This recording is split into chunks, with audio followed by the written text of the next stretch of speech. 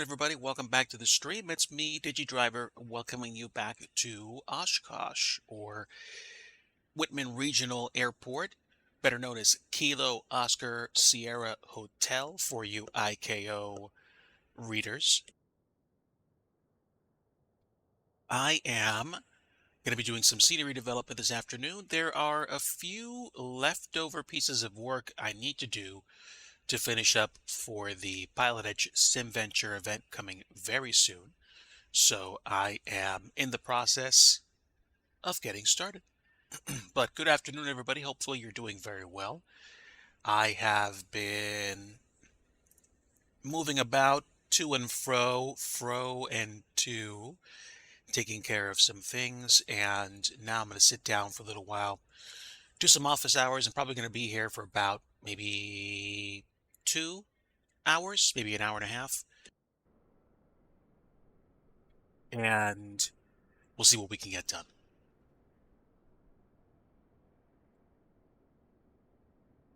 All right, so I have been given the privilege of working on SimVenture. It's been a months-long project, and I have enjoyed it. Even though there have been times when I'm like, can I get this done? It happens with everyone. I've added some additional details to the airport, including some vertical banners for premium sponsors. And don't mind me, the sim is loading in. So if you see dips in the ground, that's something that the sim sometimes has when I load in scenery. But I am working with some wonderful folks, including some sponsors, such as ForeFlight. So today we're going to be doing something interesting. I'm going to be working on some billboards.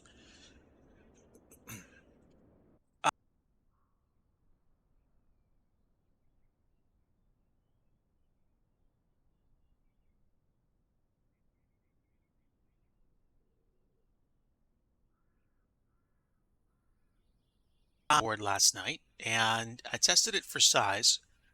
It looks pretty good. This is roughly a 35-foot span for the support, and roughly 14 feet for the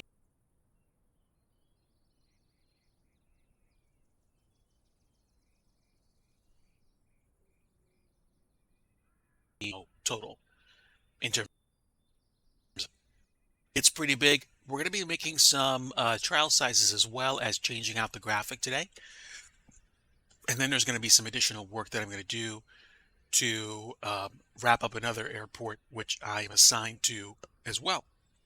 But in case you missed it, I am working with Pilot Edge on SimVenture, a simulated version of the Oshkosh Air Venture event in association with EAA and several sponsors that you can see and that I'll probably breeze by you on closer to ground level.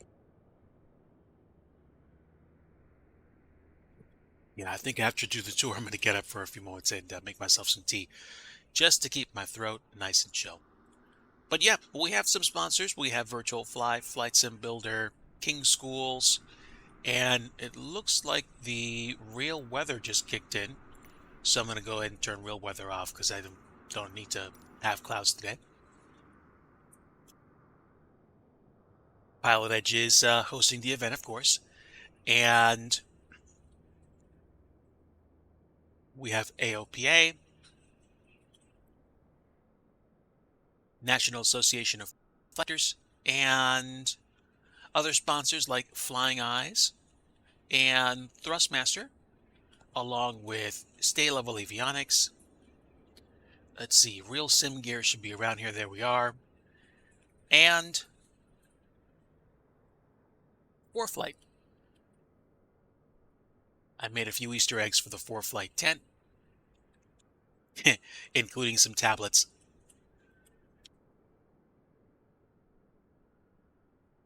Which I think is pretty neat.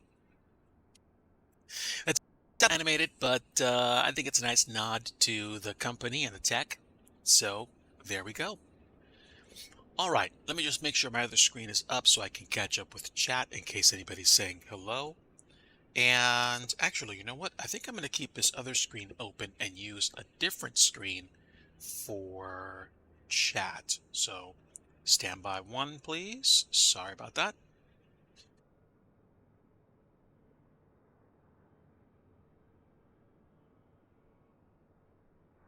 Okay, great. Superb even. This should do. And I'll probably stick this over here. All right, that should be good. So today's work is going to be billboards, so I'm going to fire up Blender shortly, and then we're going to try to add the object, do the scenery, and hot load it so that we can actually get this building. Since the billboard is mostly set up, it shouldn't take me long to actually swap out the graphic and then put that into the set.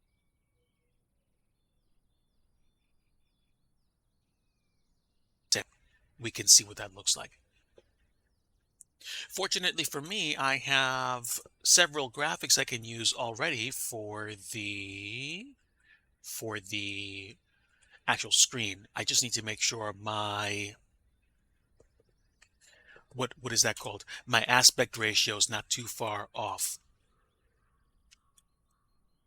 And then we'll go ahead and make sure that that actually works. So I should be able to fire up my Blender application shortly, and I'm going to make sure the Blender view is on so you guys can see. For some reason, my sim audio isn't running. I just noticed that. Oh, no, it is. It is. That's weird. My volume's up pretty far and it's not giving me in-game audio? Okay. That's a little bizarre. You guys probably hear a little bit of ASMR sound effects. Probably not too many, but yeah, my gain should be okay. It's all right though. I'll take you guys through the process. So let me switch screens so you guys can see what I'm working on. Where's my Blender window? It's not visible? All right, it's probably a little too small. Let me try.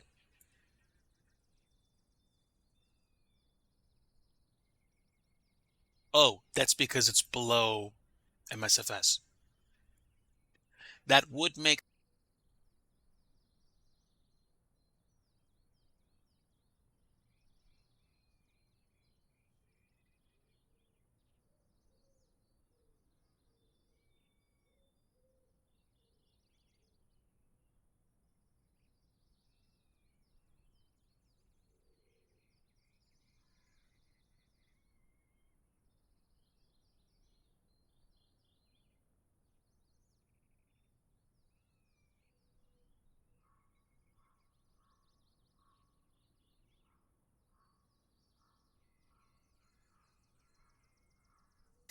and I know where to go to get them. I can go to the other folder that I have for the ForeFlight work I've done so far.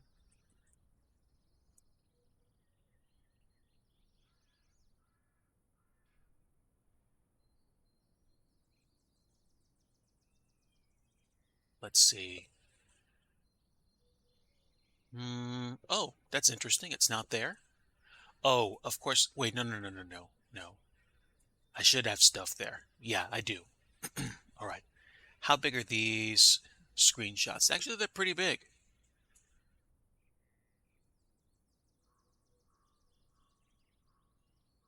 Okay. Let me crunch some numbers real fast. Want to make sure my ratios are good. Yeah, good. The textures required measurements have to be divisible by 4, so I'm okay with that. And I think somewhere I have the other ForeFlight graphics that we have, the logos.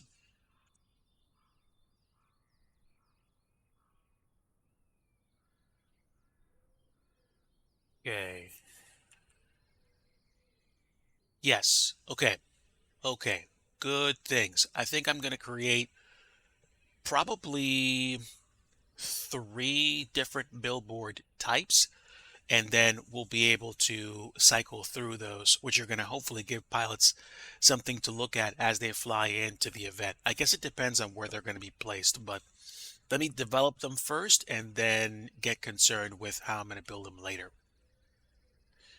So we are going to remove this graphic because it's no longer going to be used. And then we're going to swap in a different graphic to use. I'm sourcing them right now. So I need to open up my editing program.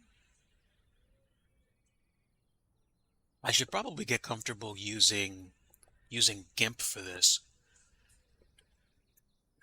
It would be cool if I could. So,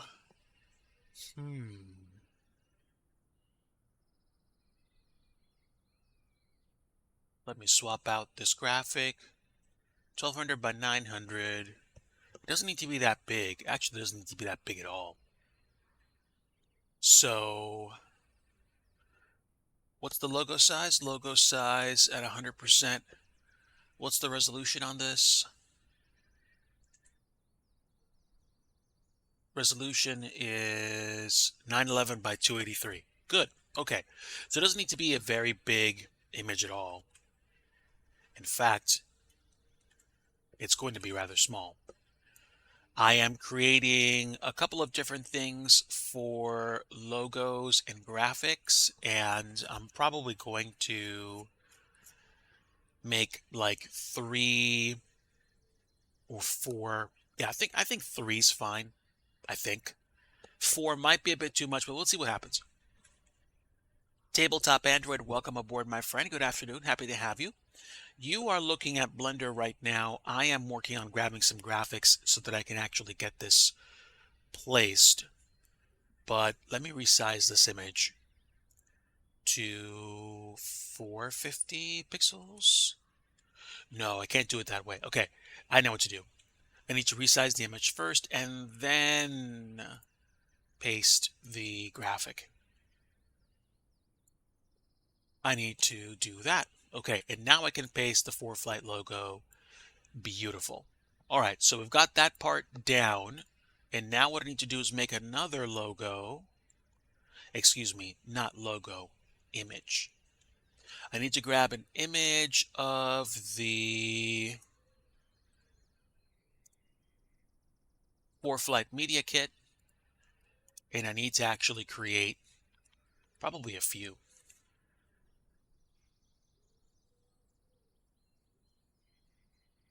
I have created objects in separate Blender files. However, I think at some point I'm going to potentially experiment with the idea of creating multiple buildings in one scene. Now, there's probably a few ways to do this. You can either import the 3D files into one Blender project, or you can just create multiple buildings in one Blender project and just be done with it. I like to place things individually, but there's nothing saying you can't create a bunch of buildings together, and that would make it probably even easier to place, especially if you had more knowledge of where they needed to go. You could potentially even put like a plane that's texture mapped in your Blender scene that would show you where the satellite image buildings go. And if the satellite image was scaled properly to your building size, it would help you place the others. And then you could just place, I don't know, 5, 10, 15 buildings in one shot. I guess it depends on how comfortable you are referencing an entire group of buildings as one. I've spent time grabbing them all and building them individually, but again, there's nothing saying you cannot do it that way. So let's see. How am I going to do this? Okay, I know what I'm going to do. I'm going to start with some graphics here. We're going to expand the canvas. And then I'm going to color this black. You guys can't see what I'm doing. Maybe I should share my screen. Maybe I should. I can always swap out when I'm going to save something just in case there's anything being shared. It doesn't need to be. So let me share my screen. Just take me a moment. There we are. It's too big. That's fine. I've been saving the objects that I've been making. But yeah, I'm like, as long as I'm able to reuse them easily, I probably just copy and paste them into the projects that I'm working on. And the thing, as long as the generated files and the textures are available, I should be able to use them individually. But yeah, you've kind of given me some ideas for the future. Okay, so what kind of ratio do I want? I probably want a 16:9 ratio. So let's resize this image. And we're going to go for a 16:9 if I can actually make it happen. I mean, let's see. 1600 by 900 would be 3200 by 1800. That would be 16:9. And then I could paste the image into it. And what I can do is create a new layer. And now I can actually put the image where I want it to go. So I think I've got this down, and now I can grab my ForeFlight image, complete with background like so, and paste. But before I do that, I am going to create another background layer, and in this background layer, I'm going to paste the ForeFlight logo so I can sneak it behind the image. And if I want to, I can take this image and I can move it around as necessary. So I feel like this is actually a pretty good starter shot for now. The entire image is 3200 by 800, and I should be able to reuse this for the billboards. That is correct, my friend. This is actually one and the same. This is the project for SimVenture for the Oshkosh Virtual Fly that's going to be happening soon. I don't know exactly when, but at the same time, it is going to be happening very soon. I know this because I'm coming up on my deadline, so I need to get going. So let me go ahead and save this. Give me a bit while I go ahead and hide my screen because I'm discreet like that. And then just checking. Good. All right. Now we're going to go back to my folder and put this in, and we're going to create a new PNG file, and we're going to call this ForeFlight Billboard 1. And that's fine. The image is not going to be small, but at the same time, it's going to be good. And I'll keep it unflattened in case I want to make some changes to it. So now I can go back into Blender and I can add that image. So I can go open and I should be able to find it. There is the image and bam, kaboom, kapow, kadun. Okay, now, only problem is the ratio's still a bit too flat or stretched. So let me go into UV editing. I do not expect to be able to expand this image much. without actually, yeah, without whatchamacallit, without tiling it. So what I need to do is alter the alter the size of the graphic that I used.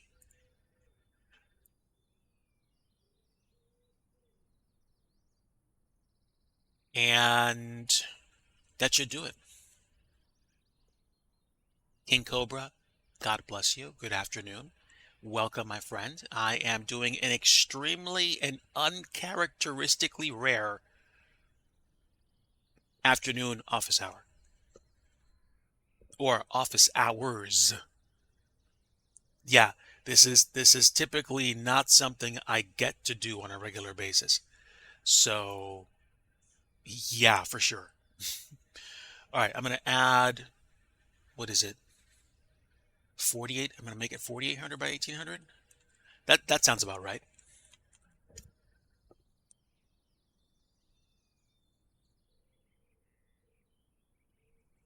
Muted that because I sneezed.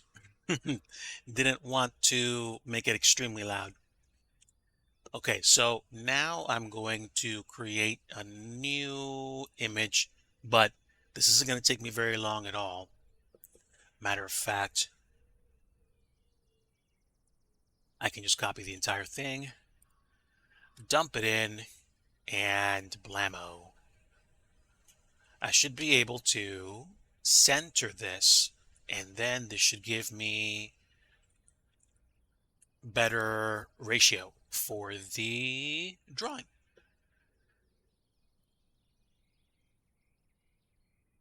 All right, stand by one, chat.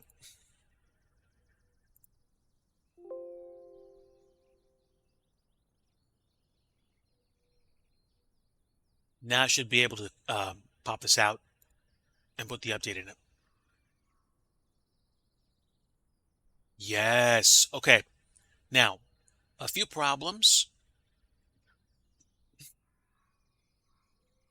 I feel like it's a little too small at this point, but that's okay. I can also adjust where the image is placed. And if I take a look at the image, I can adjust where the effective center of the image is. It's going to look a little weird, but at the same time, I usually like to get the more prominent features centered with the graphics. So here we go. Now I have the ForeFlight logo, and now I have the graphic that I'm going to be using for each shot. I'm going to be assembling the image, and I'm going to be moving it over for the other three types. So I need to create two more types, but I'm going to create the images first, and then I'm going to create the other types, which I'm going to use inside the sim. So fortunately, that shouldn't take me very long, and I should be able to arm them shortly. Great. All right. Fantastic. So I'm going to remove that image. Superb. This is great. This is great. And which one do I want to use? I want to use probably something pretty pretty significant, pretty obvious.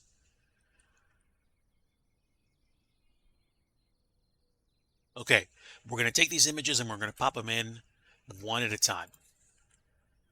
All right, so I'll switch back to paint.net so I don't lose you guys. All right. Jared Flies, good afternoon, my friend. Welcome. Extremely happy to have you aboard. It has been a privilege working on this project, and I hope you enjoy the tour, so to speak. I'm going to be building out 3 billboards. Let me know if you want to see 4. I can make 4 for you. I am picking and choosing from the media kit to figure out which ones I want to use, which ones I want to display. And I'm kind of breaking them up into basically a couple of categories. And essentially, I just want to make it so that they're easy to see. Well, I mean they will be easy to see because the image is going to be pretty big. But in terms of the graphics, I'm going to try to scale them appropriately. And because I'm working with layers, I can mess around with them and move them in and out of the shot as necessary.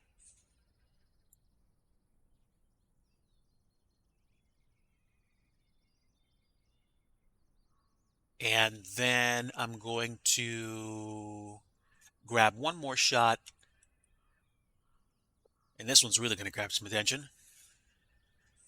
And I'm going to move it probably above this layer and paste. Keep the canvas size, resize as needed.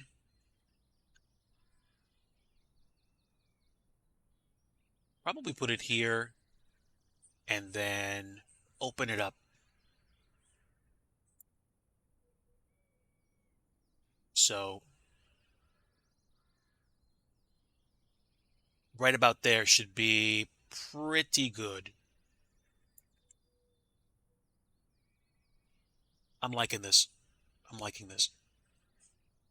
I am also trying to keep this away from the bottom edge because based on the experiment I made last night, I noticed that once you get down to the bottom edge, if you're looking at it like a genuine billboard, not that anybody's going to be driving in the sim, but if you were to be on the road and look up at that, there's like a space at the bottom that you can't see if you're under it. However, again, unless you're at SimVenture and flying an acrobatic plane, you're probably not going to be thinking about that.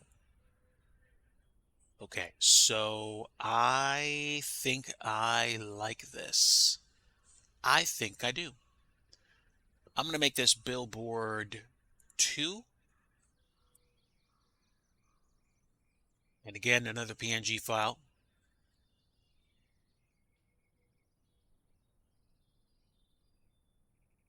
And flatten so I can copy everything.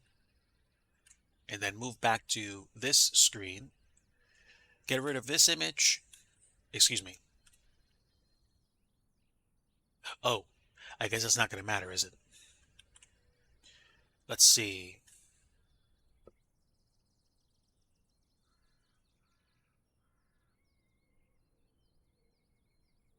Actually, you want to know what?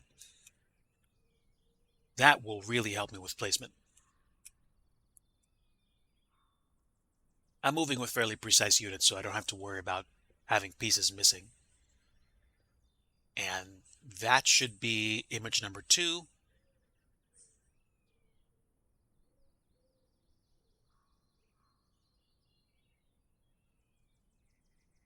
Billboard 2.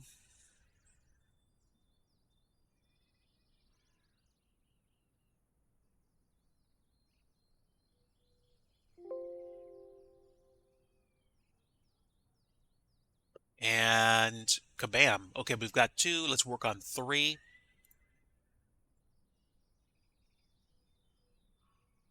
So we'll get rid of you.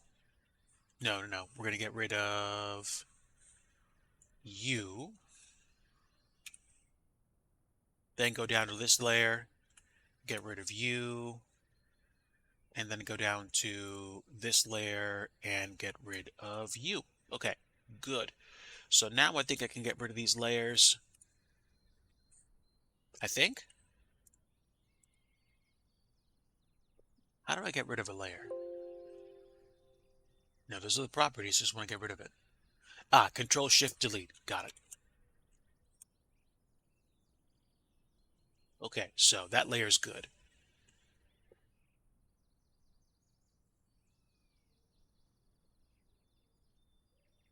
Yes, theoretically it is.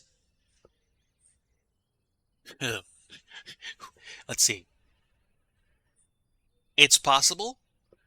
It's a bit more straightforward but it's not necessarily easy. You can either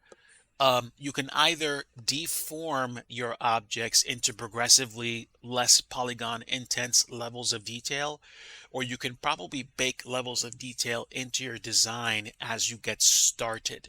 You could theoretically start with an extremely low poly count image and make a level of detail there, and then as you refine your object, create additional levels of detail. However, you can make the levels of detail happen inside of Blender, but you have to code the file, the XML. You have to add some logic so that you create levels of detail inside the sim. I haven't done that very much. I tried it with one object. I think I want to do it. What's the word I'm looking for? I think I'm going to want to. I think I'm going to want to do it the other way around. Build my levels of detail as I start creating it going forward, not deforming it. Because you can, I think, get away with fairly okay levels of detail, but at the same time, you might not like the results. So you have to be, you kind of have to plan for it, I guess. Thank you, Jared. God bless you and your family, and have a great rest of your day.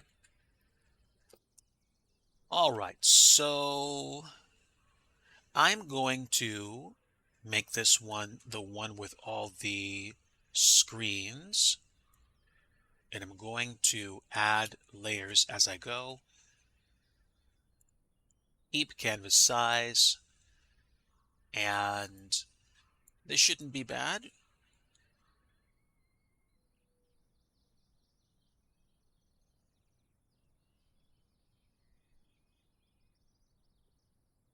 And which other one can I use? Ooh, I kind of like you, actually. Let's use you.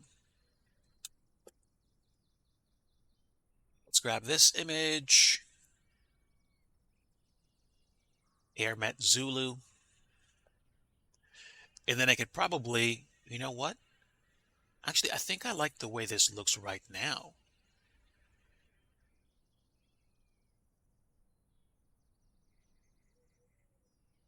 Okay, and if I save it at this point and copy everything, then we should be good. So we got 3. I think I'm okay with 3 for right now. We'll see if the call is for 4. And we will flatten this image, and we will copy it to our main display. Copy paste, kaboom.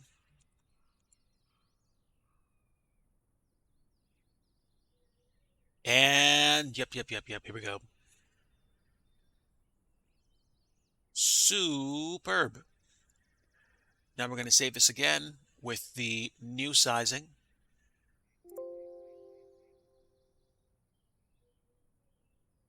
Okay, so now we've got 3 images, and now we can actually finish the rest of the work.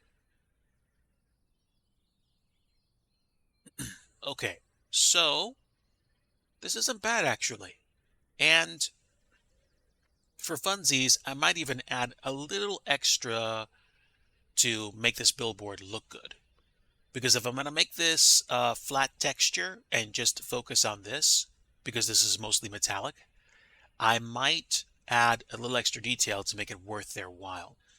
So, do I want to do that? I probably want to do that now before I create the other 2 or 3 variants. So, let's do that. All right. First thing we're going to do is we're going to create the cylinder, which is going to be used as the mesh for the guardrail. We'll probably duplicate that a few times. Bring this up to spec right about here. We need to do, I think, a 90-degree rotation on the x-axis. That's right. Okay. Superb. Let's get friendly, up close and personal here.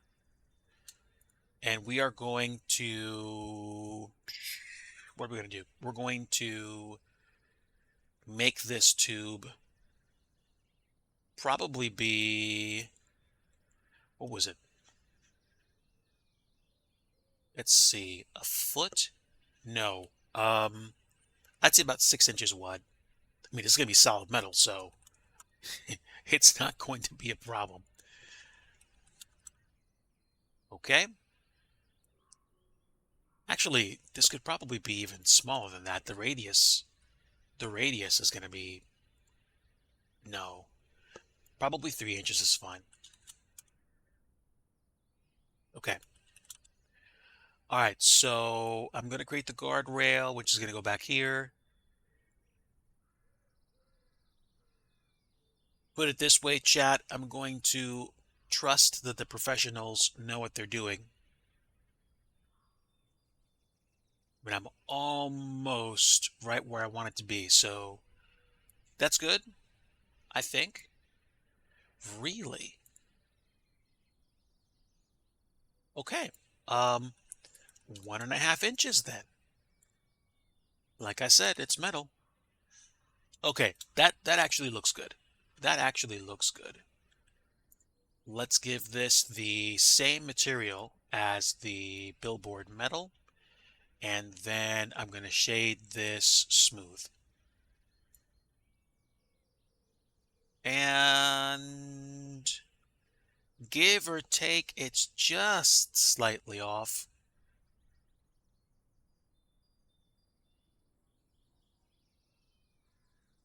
And there we go. All right, so what would I call this? So if that is about 10.724 and 1 meter is 3 feet, then 11.724 would be probably the requirement. Okay, let's do some math. Actually, let me go and have somebody do the math for me because I'm lazy. I will do the math though. Let's see. Meters to feet. What do I need? Oh, and I just realized I'm still showing you guys the paint.net window. That's better. Exactly. I'm like, wait a minute. Like, I'm glad I looked. Okay. So 10.724. We're about 35 feet up in the air. 11 is 38. Okay. So 12 is too much. 11, that's like another 3 feet. 12.2 would be 5 feet. That's good enough for me. So 12.24 is where I want this tube to go.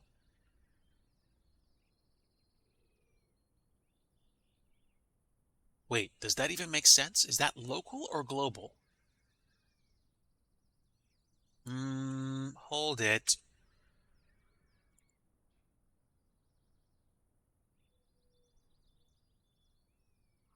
Okay. Stand by. Does that even make sense? No, I guess it does. So if I go from here to here, I have a feeling I'm in for a surprise. No, that does not look like 5 feet. But wait, hold on. Stop. That is 5 feet. Because 5, 10, and then like a few more feet to 4. But does that make sense? 12.24, that's 40 feet. Nah, let's go back down to like 11.7. That should be fine. Yeah, 11.724, and then I'll leave it be. That's close enough. Okay, so that's like guardrail-esque area. I don't know. I want to feel like that's off a bit, but hold on. Let me do some quick visual aids. No, that's about right. That's about right. It looks a little weird because I'm not, I'm not there. Yeah, I don't want to be there. And Z is the actual width. So 15.4, and what do we have? 15.4.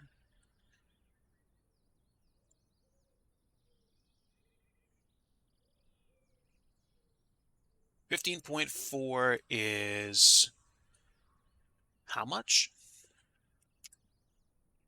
15.4 is 50 feet. So that about makes sense.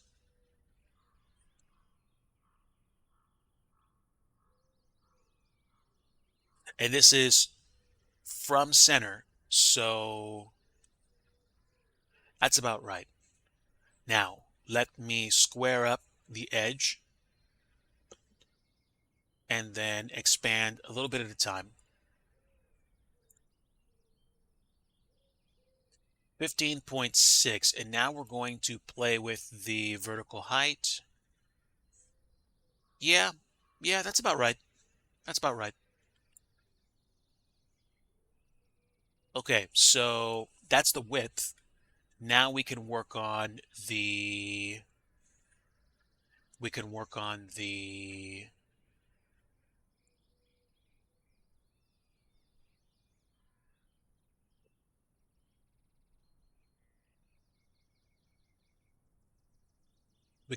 extra pieces. So we're going to duplicate this.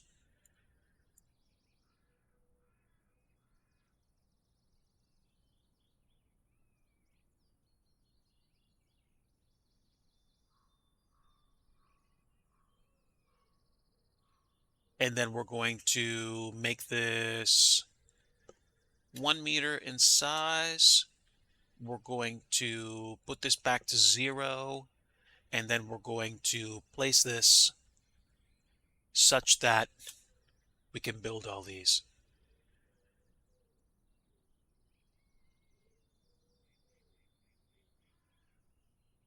Hello, Andrew, welcome aboard, and thanks for lurking.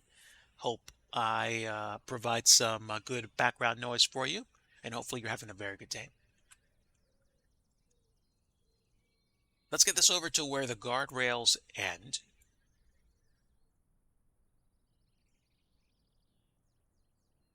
And we'll see whether or not this is actually good or if it needs tweaking.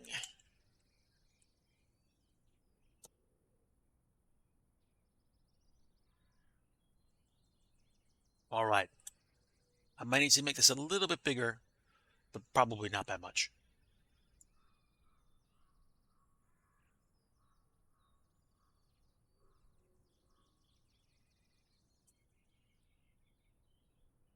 In fact, I'm pretty much not going to worry about it at all. That's honestly good enough for me. I'm probably going to duplicate this piece for the other side. And then we're going to move it way down that way. And then we're going to create the other guardrail slices accordingly. And once I do that, I'll be pretty satisfied with this object.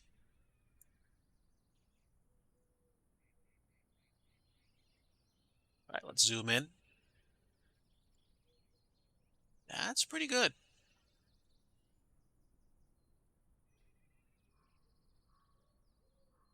Okay, so, do I want to care about where this is placed exactly? I might. So let's take the guardrail, all these pieces, and move them as one unit so that they're not right up against the edge.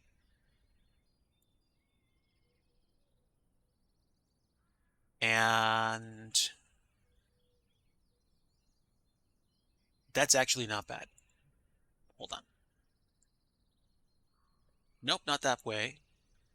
This way. And how far off the mark am I? Actually, that's not bad.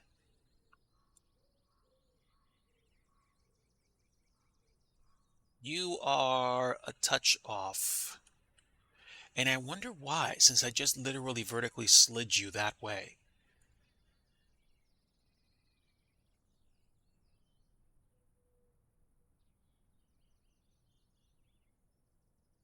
Hmm. Did I miss something? I might have. Oh, wait. Yep, that's exactly what happened. All right. Yep, I moved one. I didn't move everybody.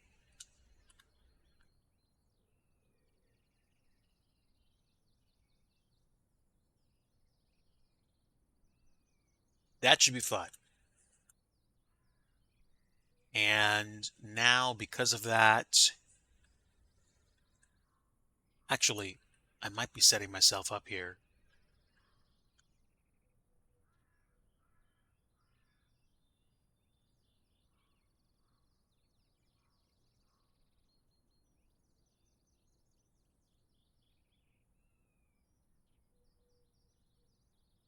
Let's move it a little bit more,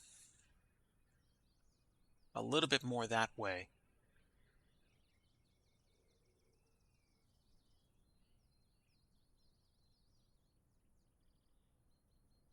And that should probably take care of the spacing. Just barely. Good enough. All right. So now we have that. Now, this guardrail is kind of effective, but I could probably do a much better job if I had more pieces to go with it. So what do I want to do? Do I want to try moving at a certain distance each time? Let's see. Okay, so I'm going to duplicate this again. That's the second one, and then I can probably put it a specific distance out. So let's see. Let's do 8.2 and see what happens. Okay, right idea, wrong direction. So 7.2 instead. And essentially, I'm going to be using this 7.2. So every 1.5 feet, there's going to be a post. That's fine. That's fine. And what I can probably do is copy both of these at once.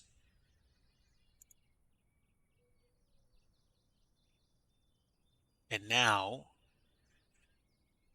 instead of moving them every 1.5 feet, I'm going to move them every 3 feet, which means I'm going to go to 6.78. Excuse me, 6.2. Oh, really? Okay, that's weird. I'm also moving the originals, so no. Okay, okay, let's go. You need to go to 6.7, and you need to go to 6.2. Okay.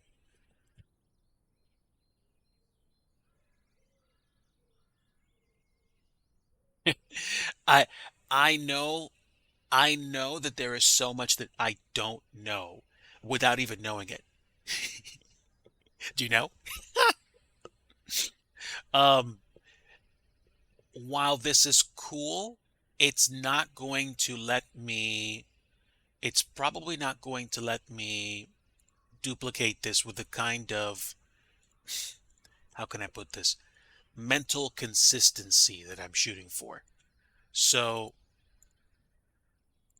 I'm simply going to do this, and there's really no way to get around it. It's going to have to be by hand. It's going to have to be one slab at a time, and quite literally, that's just how it is. Now, how high up is this? I think I set this for 4 feet or 5 feet. It doesn't matter. I'm not worried about it. So I'm going to probably duplicate this slab once this is done, but I'm going to literally copy and paste, copy and paste, copy and paste, and go one at a time. Because quite frankly, sometimes there's no other way to do it. I mean, is there another way to do it? I'm sure. Am I going to spend a lot of time researching it today? Uh-uh.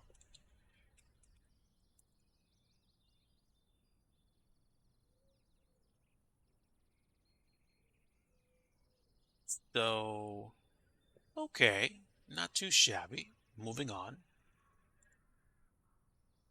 I'm trying to keep my material selections consistent because I'm going to try to see if there's a way I can clean up the materials that have been created by the duplicated tubes, you know, like the metal guardrail slices. Unfortunately, I'm not sure if there is, but at the same time, I'm not creating additional textures. I'm just creating additional material groups. So hopefully I won't run into a problem.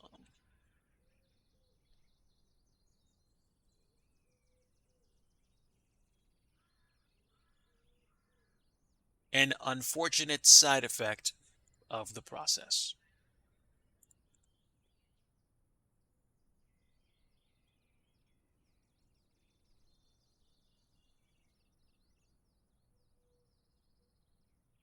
Don't feel bad about spending time organizing your stuff. You might be saving yourself future headaches. I literally spent an hour, an hour and a half yesterday organizing the structure for the objects inside the SDK inside the sim. So if you feel like you're wasting time, if you do it the right way, you're going to be saving yourself so much time later. So do not feel bad for that.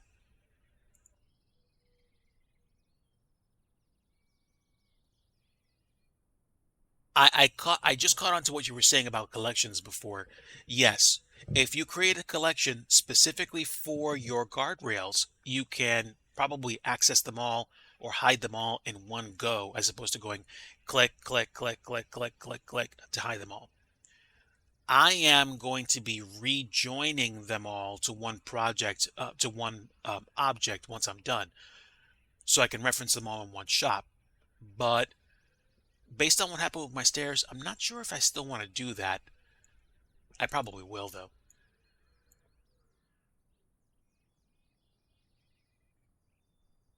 So let's see. This is going to be 3.2. Yeah, unfortunately, this is what we call the non-glamorous side of 3D modeling and development. You're going to wind up doing things where you're like, okay, let me do this about 100 more times. And so be it, man.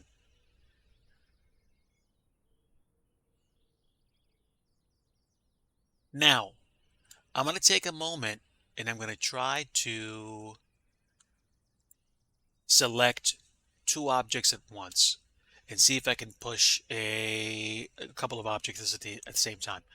I can't. So no, no. I cannot I cannot actually select multiple objects and give them new position data at the same time.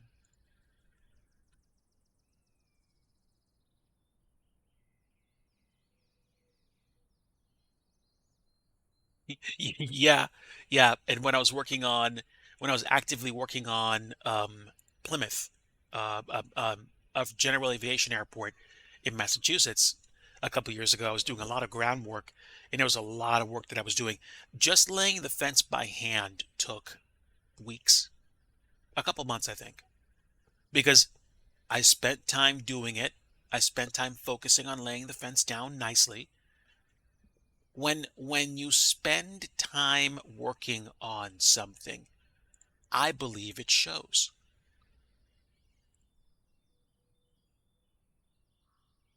Now, is anyone going to spend a significant and extreme amount of time going over these posts and looking at them?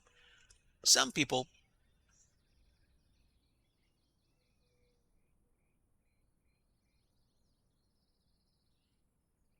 I might have to look at that once I'm done with this to find out more. So let's see. This is 1.7 and okay, well, I mean, I'm almost halfway there. So it ain't horrible. I could be doing significantly more detailed work. So I'm okay. I'm okay. Let me clean up as I go. And guess what? I'm going to save a new revision because I forgot to, and I do not want to ignore that. All right. So that's 15 and that's 16. This 16 can go to 1.2. And now we can keep copying.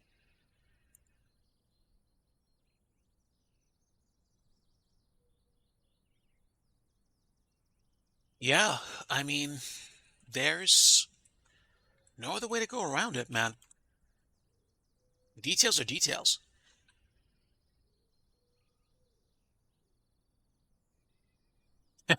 Now you want to put fences everywhere.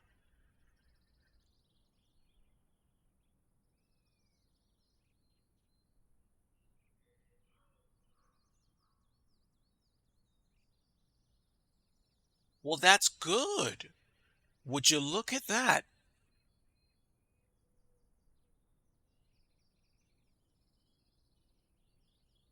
Well, I tell you what, that's going to save me a bunch of time making fences. uh Music to my scenery developer ears. Thank you, my friend. That's quite the advantage. Advantage. Meanwhile, back at the ranch,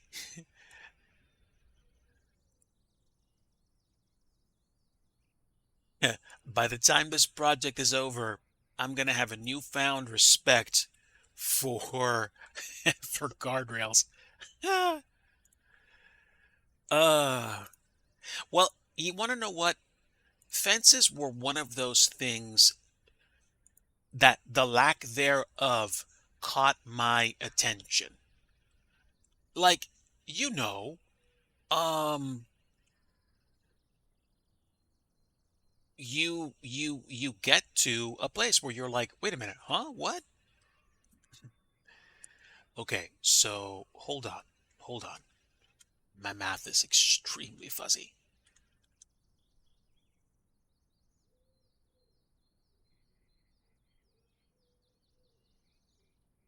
Right. Okay. Okay, so zero point 0.2 minus zero point 0.5 is zero point 0.3, and then 8 and 3 and 8 and 3. Okay, got it, got it, got it, got it, got it. We're going to go to minus 3 at this point. Da, da, da, da, da, da. Oh, really? No? Wait, that doesn't make any sense. 0 0.2 minus 0 0.5. Yeah, yeah, that's it. It looks weird, but that's because of the hole that I cut. Yeah, the maths. Does that make sense, though? No, that looks off.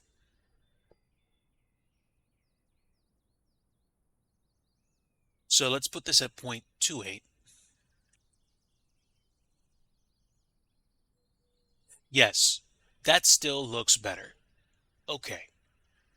All right. I'll adjust these two tubes in a bit. Once I'm done copying, I could probably adjust them all in one shot. I probably should, but I should be able to select all of them in one go and then select all of the bottoms. And that should take care of the problem. Or I can just lower everything. How about that? And that'll save me some height issues as well. Okay. I know what I'm doing, I think.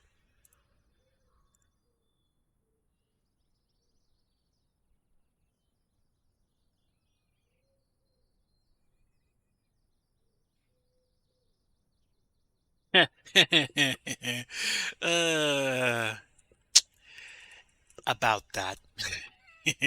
I I know it takes effort to do, so I'm going to just chill and enjoy myself. And for some reason, I feel like this is slightly off, so I'm going to stop myself there.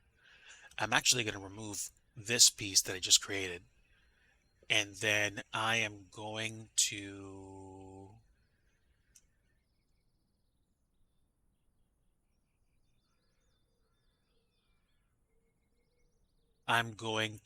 come at this from the other angle because I want to make sure these are placed nicely.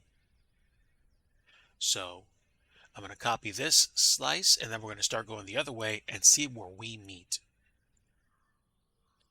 Because it's very important that we do not bork this up. To me it is anyway. So let's do 0.2. Yep, that's about right. All right, chat, here we go.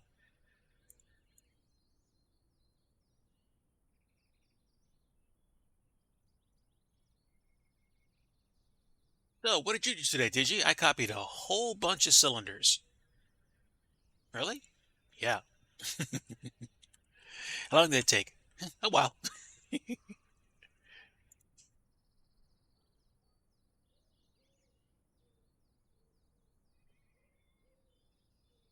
Details take commitment. Details take time. You have to commit to doing the work.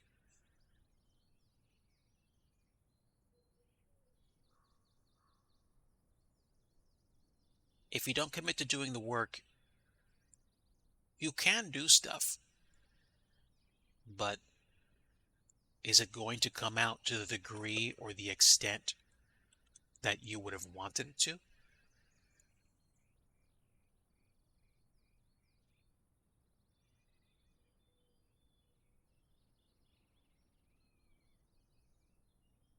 You get to pick the signature that you leave in the work that you do. And I'm X number of years old, and I'm finally just beginning to understand that. I am younger than old and older than young, and I've been around, and I'm finally beginning to understand that.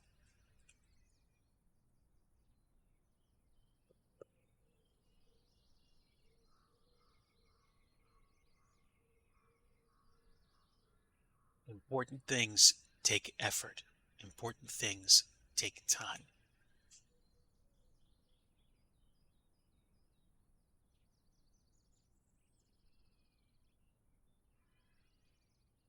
What time is it? Okay, that's not too bad. I kicked off about an hour ago, so we're kind of on target here. And once that's done, I can probably place some scenery at another airport, and then we're going to see what happens with the rest of the placements. So I might actually exit the sim to reload to go to the other airport, so that I can actually do that nicely without chewing through too much memory.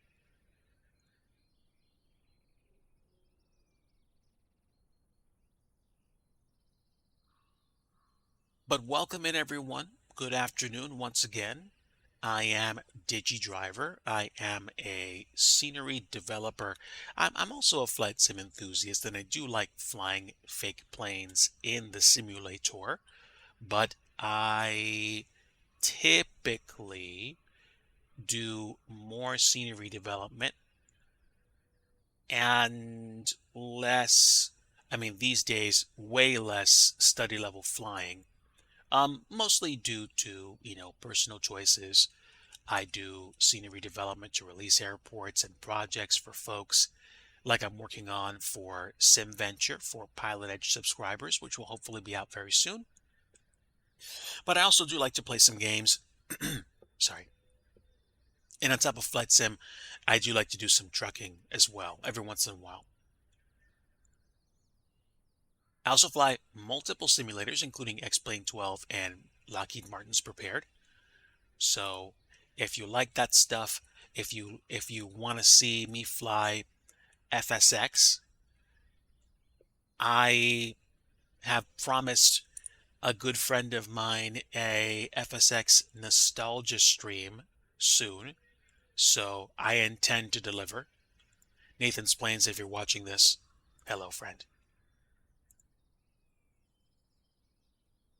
So this is looking pretty good. I suspect there's going to be a slight gap or a slight overlap once I'm done placing all these, and I'm going to combine them, excuse me, so that I don't have to deal with too many of these choices.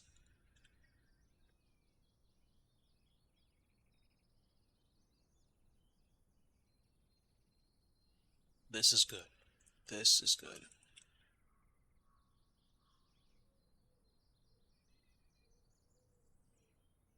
Just got a few more slabs to put down. And now I can move this over.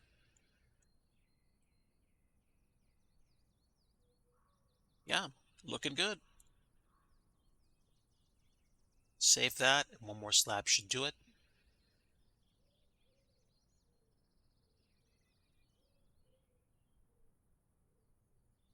And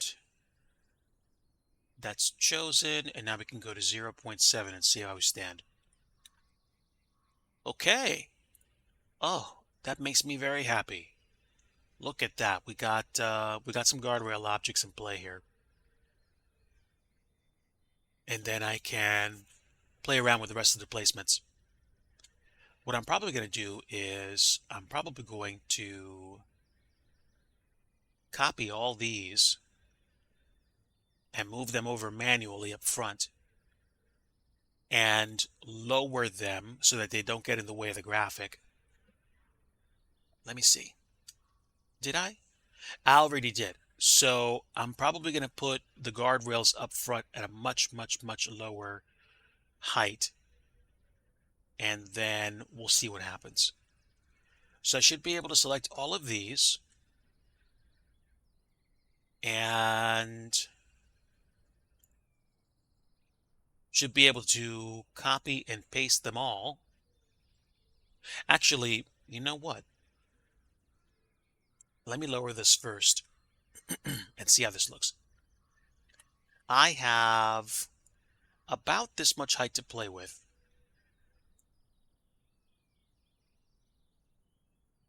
So I would say, where was that? 0.238, almost about a foot, probably like about 8 or so inches. It's about a 4 foot high guardrail. That should be fine. That should be fine.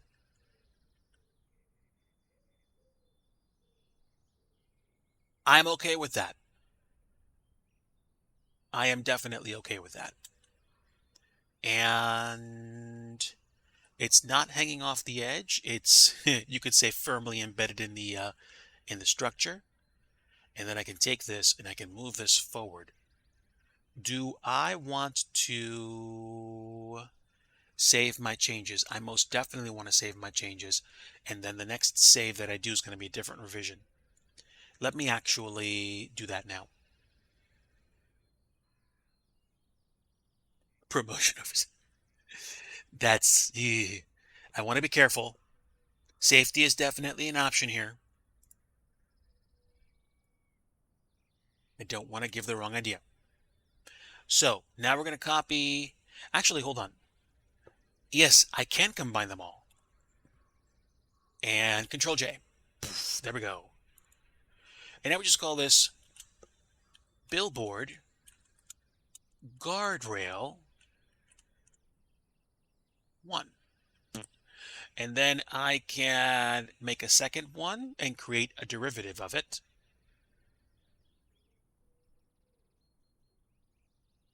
I did make one mistake though. when I got rid of these, I got rid of the measurements, but it is 0.3. Oh yeah, 1.5 inches for the diameter. Got it.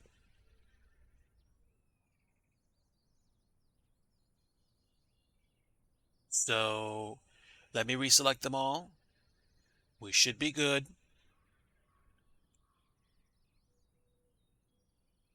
Do I want to create them all first? I don't know. No, and here's why. Because if you're up here servicing this stuff, you're a professional. I'm also going to assume there's a way for you to hook your safety line into the the floor here somewhere along the guardrail, whatever. I'm not I'm not worrying about it. If you're up here, you know what you're doing. That's fine. There we go. So have I picked anything else other than the guardrail? Well, the beam needs to go as well. And now we can pick all these and we can join them all. There we go. And now this is guardrail. And again, this is guardrail 1, and we will duplicate it for guardrail 2 up front. And we will...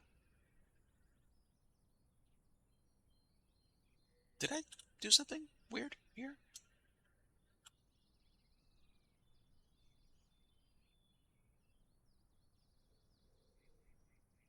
A little bizarre.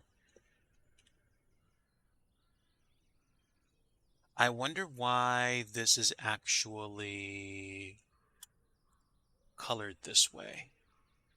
I don't know that I like that effect. I don't know exactly what just happened. So, you know what? Since I'm persnickety, I'm going to create a new collection. And all of these guardrail thingies are going to go into that collection. Like so. There we go. This is my billboard guardrail. And that's just how it's going to be. Now, can I easily duplicate this? Again, I'm really not sure why it changed colors like that. It's not supposed to. I'm going to try it again, but yeah, there's something weird going on here, and I don't think I like it. So I'm going to see if I can duplicate the collection.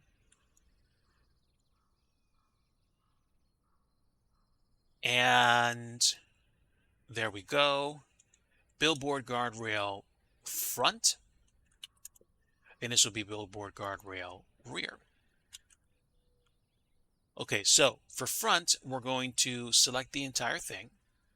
You know, just all the items in this collection. I think the problem with the collection is that it might have duplicated the materials again. So we'll see. And now I'm going to get nice and comfy with this edge here.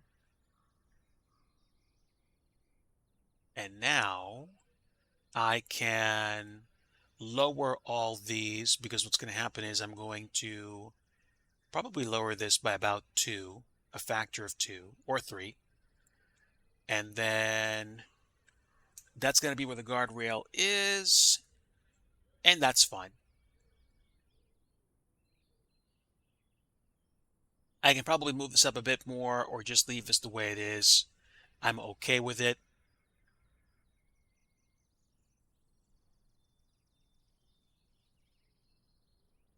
I think I like it. So what I can probably do is leave all these selected, and I can choose all the bottom pieces one at a time.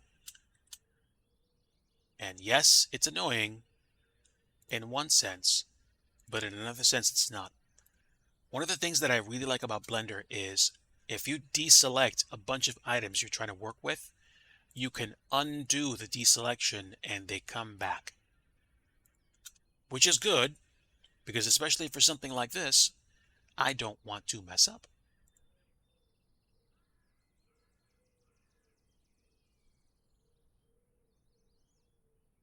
like that.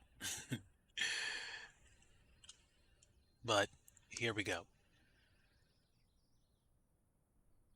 I'm going to recess all the bottoms into the structure, and then that'll be a much smaller in the way guardrail. It's probably like 2 or so feet up front. But again, you know, you're a professional. You've got the, imaginary safety equipment to take care of yourself. So you're going to, because you must.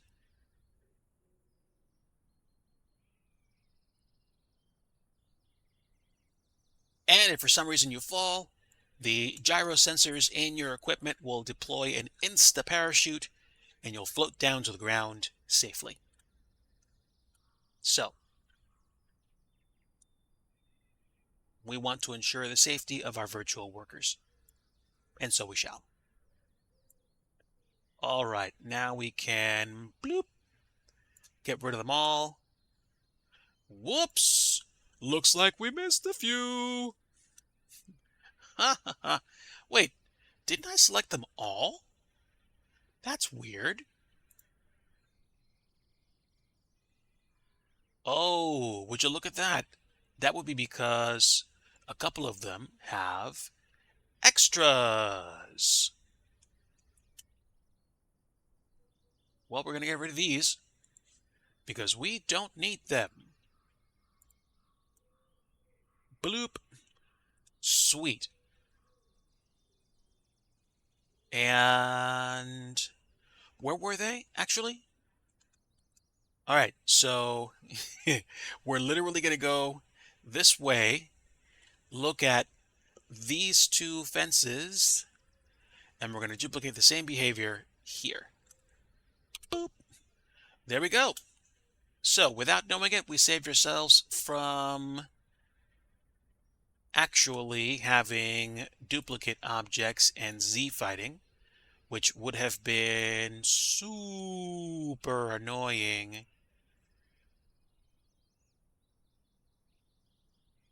And now these will be slightly off. Of course, if I really wanted to be particular, I could just go up here and do the kind of work that pretty much virtually nobody will see at all. And for some reason, I still see objects here. What's going on? Look at that. We had multiple objects. How about that? All right, one more. Bam. Looks like we've really had some duplicates that happened.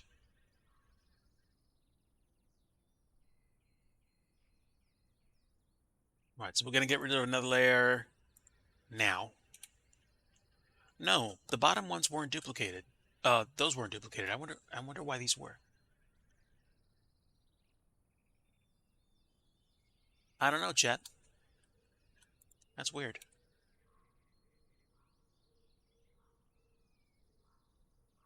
Okay, good. For some reason, we like duplicated those in like twice or 3 times. Ooh, save my work. Thanks for the reminder. Okay. Now, we are going to combine all of these into one object. Why?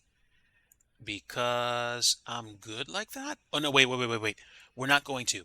We're not going to because I don't want to risk it. I do not want to risk it for a biscuit. Of course, I can do a quick visual check to see whether or not we actually duplicate anything.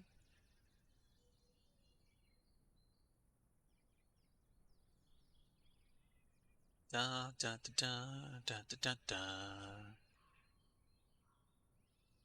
53 and 67. Okay, so 53 is separate from 67. That's good. That's excellent.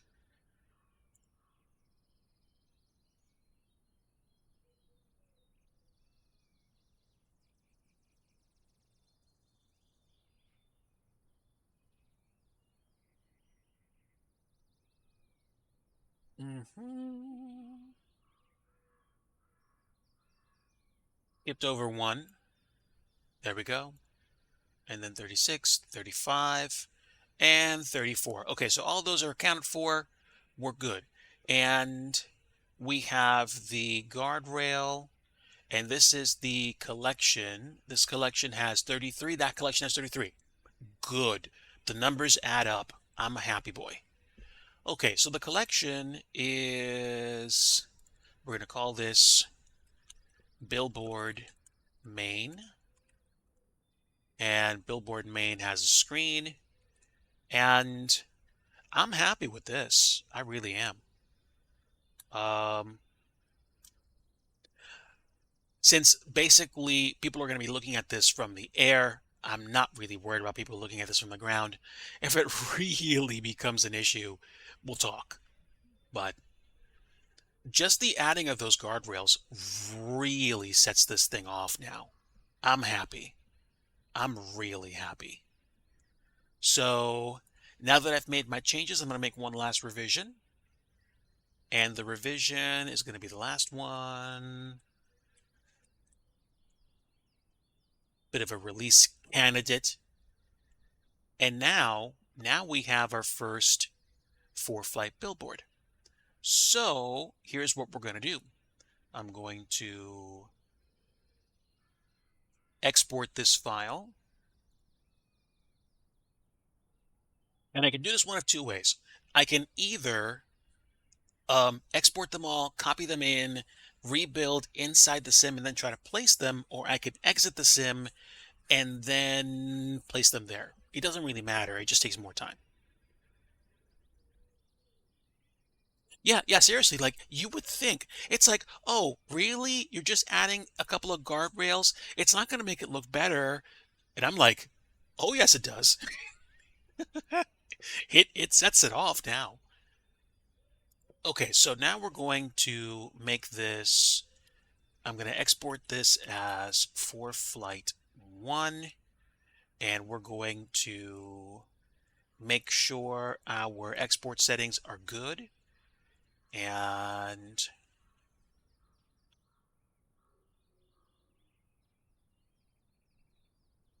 I'm good. Let's make sure these textures are copied. Let's go into my DIGI things folder. And where are the things? They should be here. Yeah, so we have 3 billboard textures, which we're going to use. We're going to make sure they go in the texture folder because they have to. And now that we have those textures, we can start exporting these objects. So, bam. And nothing happened because I selected nothing. So, okay. Now we're going to do this. Try it again. Now we should be good. And we'll take a look at the 4-flight billboard. Da da da da da. Oh yeah. Oh yeah. I'm pleased with this. So let me go ahead and prep this to be exported. Actually, I need to make 2 more. So we're going to create a second and third separate Blender object because I'm picky like that. I'm going to rename this. And that will be billboard number 1. We're now going to create billboard number 2 and use the appropriate texture. So we're going to have these things across 3 separate Blender files, 3 separate objects, which we're going to use.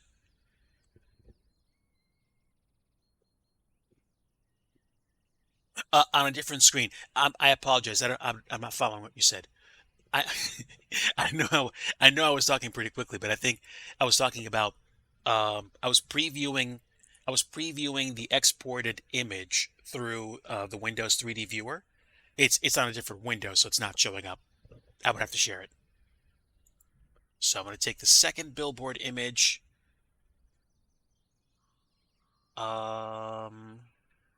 The details don't translate perfectly I mean, you're not going to see them from a distance, but people are going to know. People are going to know that that's for a reason. So now I have this open. I can save this. I can export this. This is going to be for flight 2. And again, just make sure we have our stuff available. Transforms. I need a new GUID. And for flight 2, in texture, export. Let's take a look at the exported object. That's good. So far, so good. We're on the right track here. And one last one for 3. So yeah, whenever I do an export, I like to take a quick look at the finished object to make sure I'm not missing anything. That's what made me catch a problem with the emissive shading issue. When you connect shading to a texture, the emissive property in Blender makes it like look bright white. So you have to set up the emission so that it actually connects to both the base color and the color option in here. So for example, let's say you take a look at emission for this texture for the billboard. Hold on. I have to pick the billboard itself. So, okay, we have it chosen. And then in shading, you need to make sure your emission property here connects to the albedo detail mix. And the albedo detail mix still has to provide the base color to, I guess, the rendering method. And then the emission works on the surface. So if you don't connect the albedo detail mix to base color and to color for emission, it's not going to look right. It's going to look like the bloom is like, set crazy high. You're barely going to see the image. So that's something I had to figure out by looking for details online. So let's see, billboard 2. Is this ready? I just exported it, so yeah, we should be good. Let's make billboard 3, and now it should be okay. Okay, billboard 3. Now let's change this up for billboard 3 here. And this one I can probably squeeze over. The white, unfortunately, doesn't translate well. I mean, I guess you can see it, but I don't know. I don't know. Well, that's the beauty about messing around with textures. You can replace them at will. So we're going to try something different. For the third texture, we're going to take the one background out because I don't like it. And we're going to replace it with a different graphic, the one that had way more color.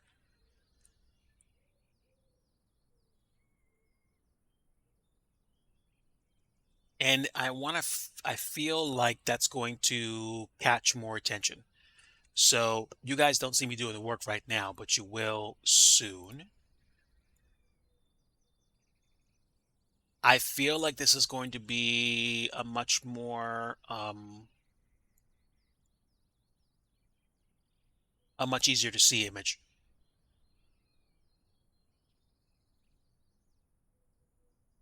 And also, I think I think there needs to be a bit more separation so that I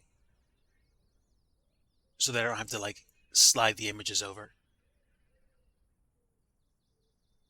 Yeah, I feel better about this one. So let me go ahead and save this.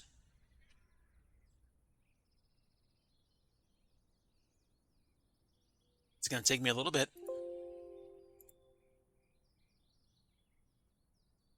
Flatten, and then we're going to take that image, we're going to take that image, copy it over,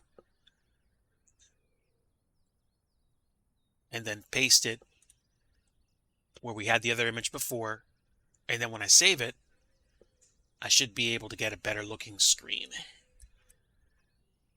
Yeah, yeah, I feel like this is going to be better. I feel it.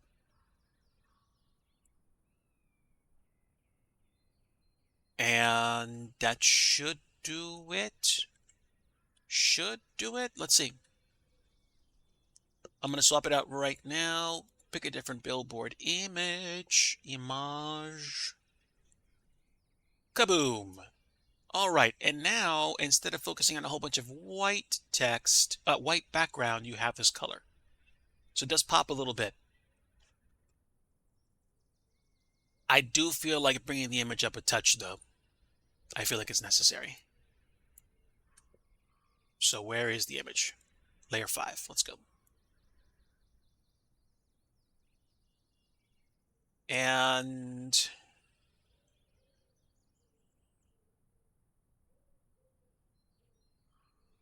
I will pick the image behind it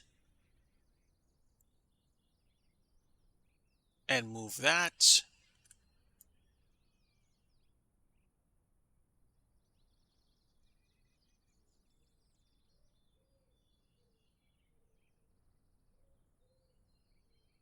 And probably the image behind that,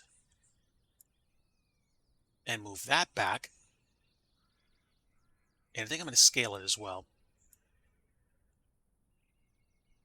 because I feel like it needs it. All right. I think it's coming together, chat.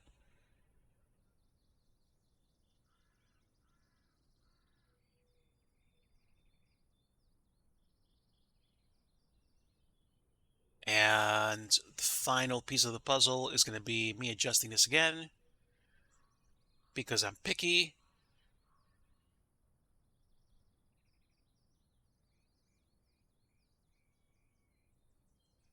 Yeah, that's going to work. Save the image, flatten the image, copy the image, paste the image. Almost done, chat. Almost done. Stand by. And now I can go back to the other image, undo the flatten, and now I can copy this image out. Excuse me. Put it back in. Yeah, you know what? That'll do it. That will do it. Okay. All right. Works for me. Okay, that is the third model. We're going to go ahead and export this right now. And now we should be good. As long as I don't overwrite the work that I've done already. Bam. Kaboom, kapow. Kadun. Kadun? Yarp. Looks like it. Okay, so now I can take these and I can copy them into the sim. And this is where the fun begins. So I'm going to copy these individually, and I'll generate a whole bunch of errors in the process. That's fine. But I'm also going to separate the files that I have to copy, because I need those individual graphics files inside the texture folder in the project. And I'm going to create a new file explorer window so I can see myself doing these things. They're important. Important things are important. That's why they're called important things. You know, things. All right, so now we have these textures coming into the main folder for the textures. They're copied in, and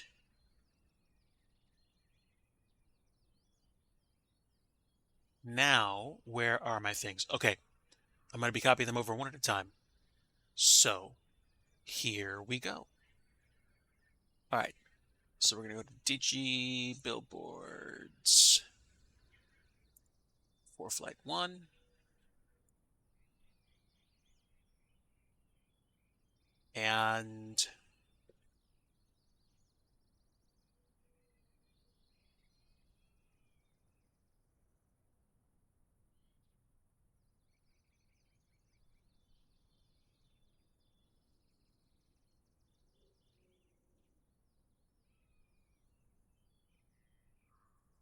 And then 2 more folders just like that.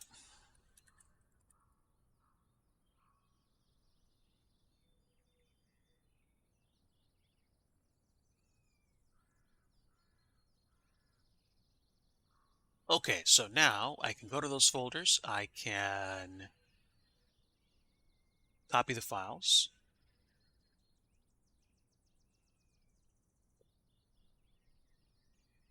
And hopefully, as long as I did it the right way,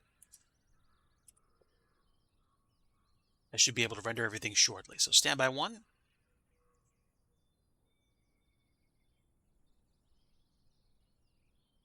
Beautiful. All right. Now, we are done with the Blender view, and we can jump back into the simulator. Where's my window capture? Right here. All right, so now what I can do is go back into the sim and hit the Build All button, and those things should be immediately available. Now, the caveat is that I have had issues with other objects temporarily disappearing when new objects are built in. But in a case like this, I'm not worried. As long as I can see my new objects, we should be fine. So let me go hit the build button. I will step away from the keyboard for a little bit, take care of something, and I'll be back in a few moments. So just sit tight.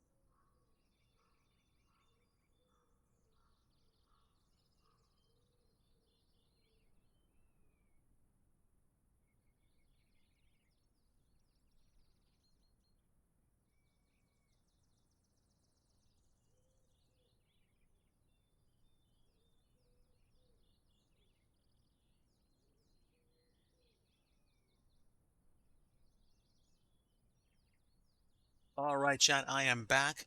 And Tabletop Android, I apologize. I missed your messages from before. Yes, to recess them, I selected the bottom face and then slid them all up. So fortunately, it's possible to select multiple faces at once and do move them all at the same time.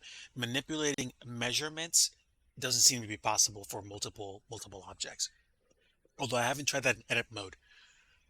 I think I've only tried that in object mode. Adjusting numbers. Editing faces by interacting with them, with the other controls is fine. Okay, other than one error,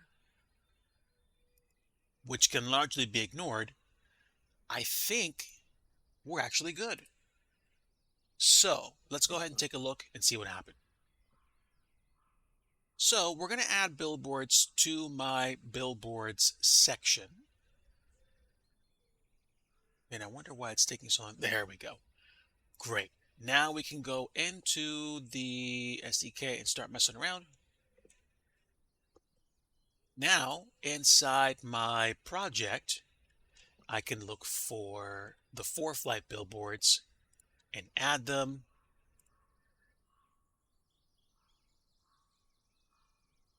Did I? No, not yet. Almost did. And there we have it. There's our billboard. Take a look at the difference between the two. So just look at the difference. Like, I threw this together last night.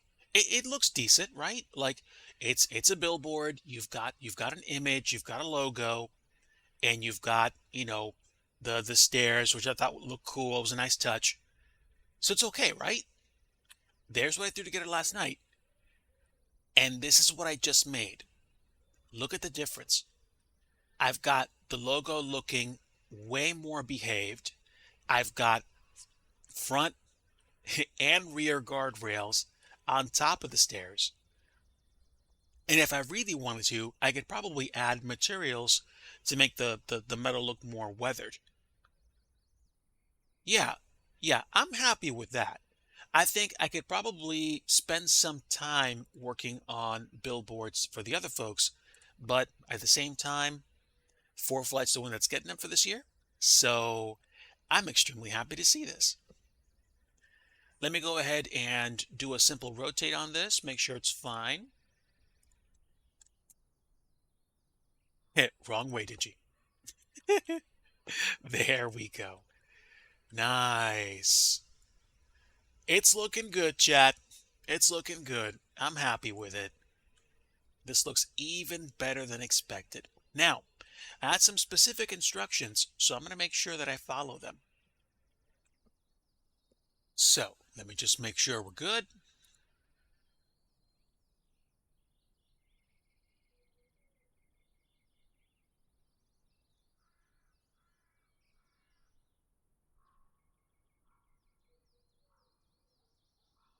And let's see.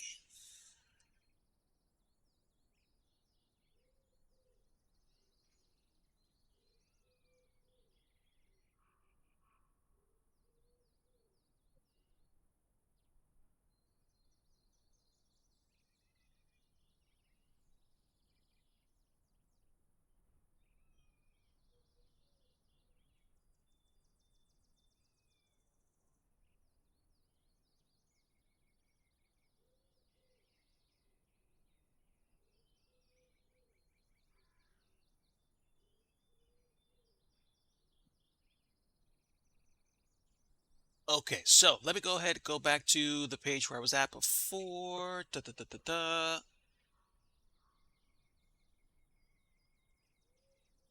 Okay, so there is something that I have to do. I'm going to have to take this object and actually scale it. So we're going to duplicate this a few times. We're going to look at different sizes, and we're going to scale this one to 1.5 and see what the difference is in size. So that's 1.5 times. And then we're going to take this one and we're going to scale it oh, excuse me. We're going to take this one again, and we're going to scale it twice as big. Because again, I think the issue here is they're going for visibility.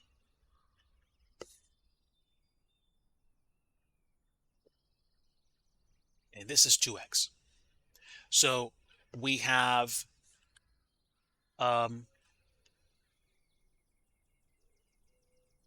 real world size, and then we have 1.5 times the size, and then we have twice as big. Now, for some reason, this actually does not look that bad, even at scale, like even at double scale. So now at least we have an idea of what these guys look like. I'm going to move this one a little bit closer, and then that's it. I'm going to have this available for them to review. But yeah, now we have a bunch of banners, billboards. I'm still not sure why they couldn't see the billboard that I put out last night, but that's just a separate argument. Let me think. I'm able to, I copied them over. Let me see. Did I copy them over? Yeah, I copied them over. I copied the textures over, correct?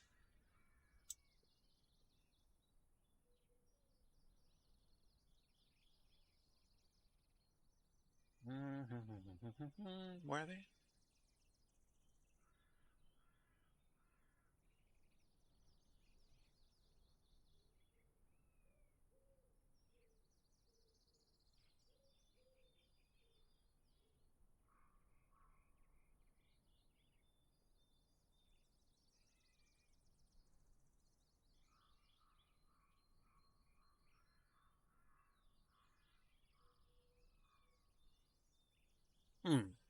That's a little weird.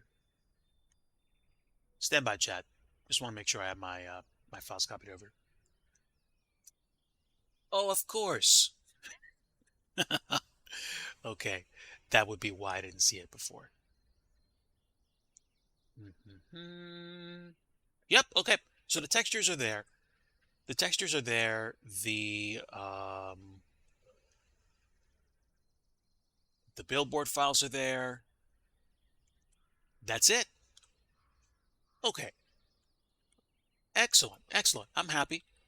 Let me think. What was I going to do with placement?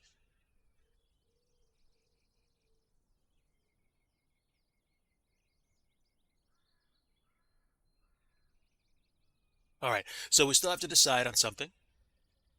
And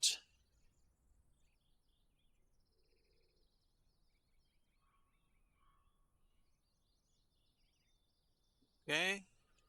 That's good. All right, great. I need to go to the Fisk Tower, which is theoretically that way. I have to find a tower that has a spot where I'm going to put a tent. It's about 5 miles southwest of the airport, and that should be north and northeast. So we're going to go southwest at this point. Kind of follow these things out to where there's a tower somewhere. Hopefully I'll be able to see it from up here. Is that it? No, that's just a bunch of buildings.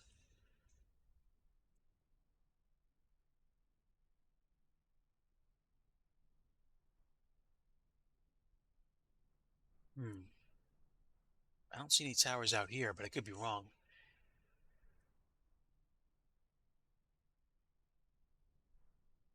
Always a possibility.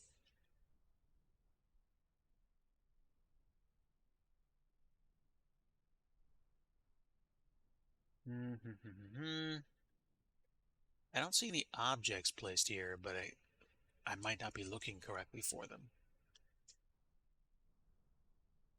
Those are landmarks?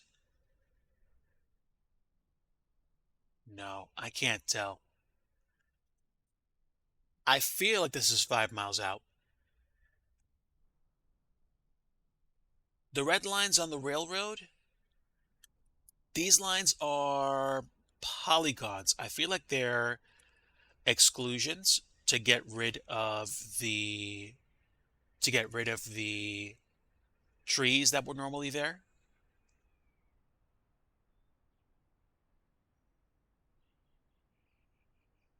5 miles southwest of KOSH. Okay, so I'm looking for the spot now. I can't find it. But these are polygons. These are places where you're going to see objects either given room or not given room. And it looks like they added some extra details too. Nice. I was wondering what these things were. They look pretty neat. Those are water towers. Okay, now I'm sure I don't see a tower around here. Wait, hold on. These are water towers, not approach towers.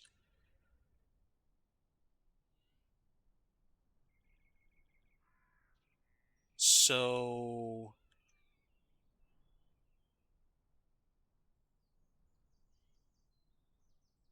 a little. Wait a minute. Wait a minute. Wait a minute. Wait a minute. Yes, there is a team of people working on this that has worked on this. Okay, just north of the railroad tracks, there should be some objects somewhere. If this is the spot, in real life, there would be some people around here that would be, you know, looking for traffic, guiding people in. I gotta find them.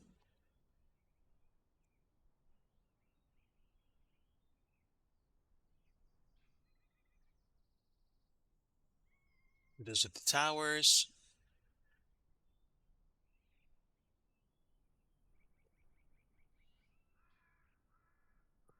Or I could just search if they have it set up a certain way. Fisk Approach. That's 5 miles southwest? Yes, I guess that would be. I went too far out. All right then. North of the railroad tracks. So,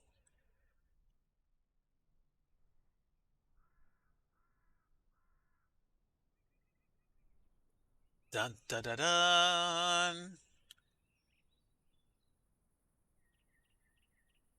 And there we are. I guess this is Fisk Approach. So, behind the approach control trailer. So, I see houses, but I don't see a trailer. But this is Approach, Fisk Approach. There's the trailer. There's the trailer. Okay, well, this looks more like a generator, but still. It was probably hauled there. Okay, so put it behind, just north or northeast of that trailer in the grassy area. Okay, so now we're going to put a four-flight tent here. This is so cool. It's almost like I'm geocaching. Well, not really, because I mean, there's an element of you kind of knowing where to go, but not really knowing where to go. So, yeah, that's a small tent. Give me the big tent. Yes. Okay. All right. Let's put this down. And you know what? Well, not building out the area, although I think about that and I'm like, wait a minute. Well, maybe I could. All right. Let's grab this and move this into position. I would say probably about here.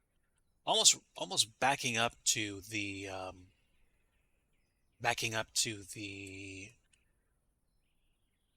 this area. I think I'm going to move you over, and I think I'm going to move you down here. And I'm going to keep the picnic table benches where they are, but I'm actually going to add some more picnic tables inside there. I could probably select them all as they are and then move them out once they get inside. So blue canopy, wide logo. That's weird.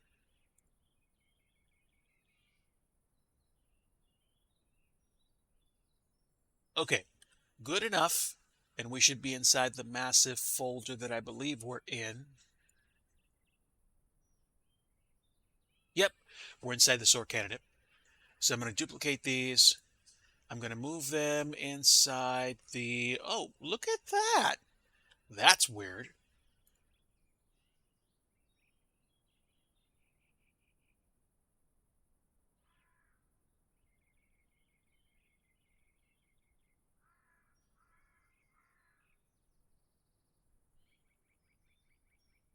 Okay, now I should be able to just duplicate those.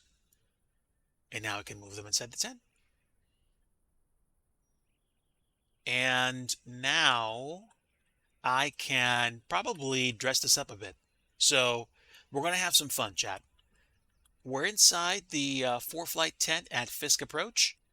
And I think I can probably either mess with this a little bit or leave it exactly the way it is. Now, let me think.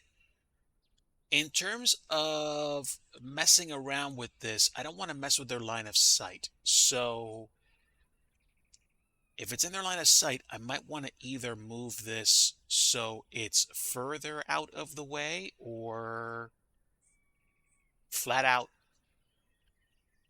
here. So I can probably rotate this 90 degrees.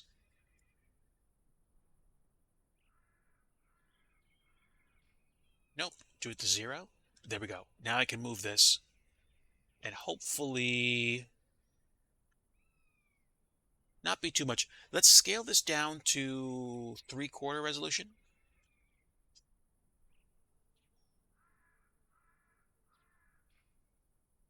Okay, make it 8/10. And then if I'm looking, then essentially it's not going to be too much further out over the tree line.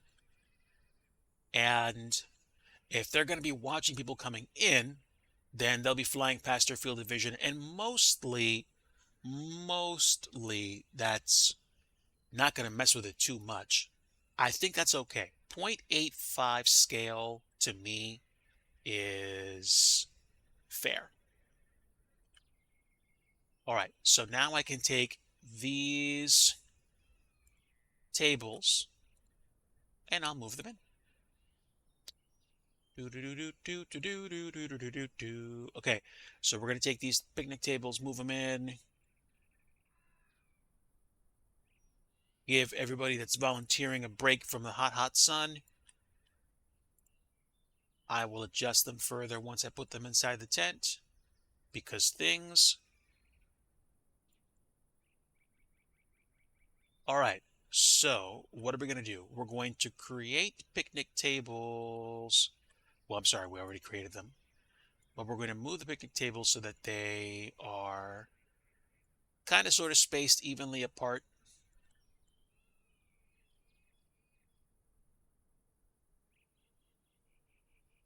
And doing this is kind of what reminds me of like the first few days of scenery development when I started getting into it and how I enjoyed it.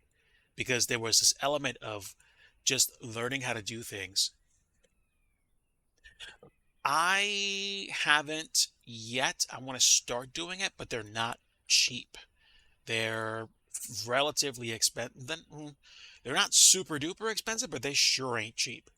So if I can get a chance to purchase them with my, my dues, so to speak, then I will. And hopefully that will enhance the quality of the things that I do. Now, Let's have some fun. Let's get some containers in here. Not cargo, just give me regular containers. No, not you. Not you. Not you. Not you.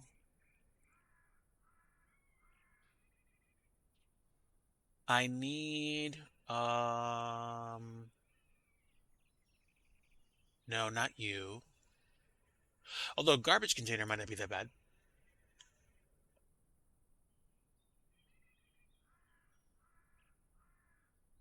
You, you're a touch big, friend.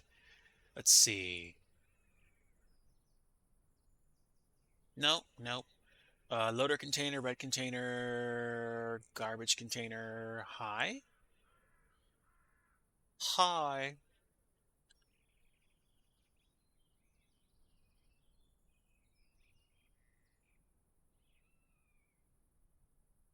So I'll put that there. Little extra. And let's see. Do we have cartons? Carton. No, no, no, no. Tools? Oh, toolbox. No, I don't know. Let me see what toolbox looks like.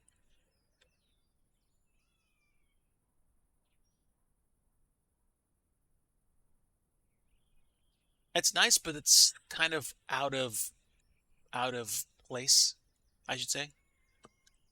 Box. Give me a box. Nope. Military box? Yeah, 4x4. Uh, Dropbox.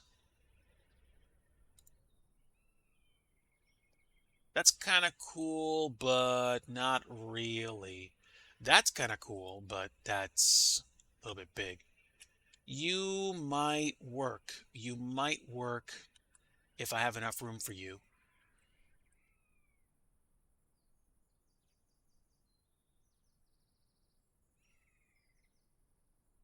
And what about you?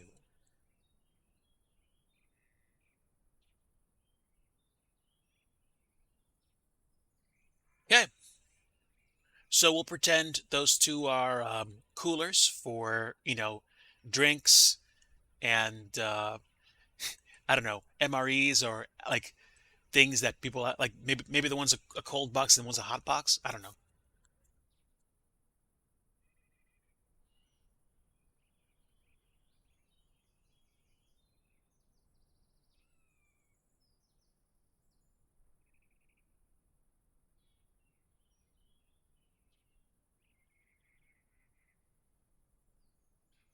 To be honest, I don't know.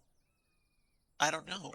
I mean, if there are objects that are inside the base library that I can use as people for my sceneries, great. That wouldn't be a bad thing. But I think at the same time, I generally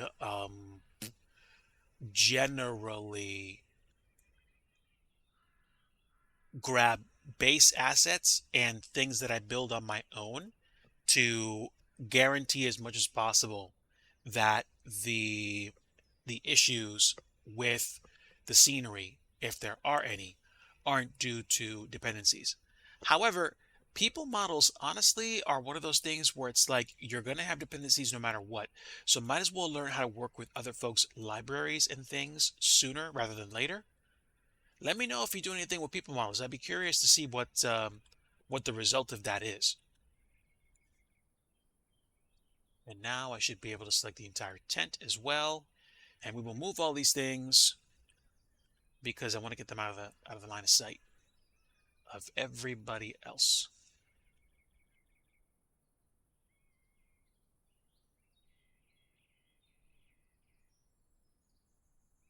And you know what? You're kind of out of place, but you're not kind of out of place.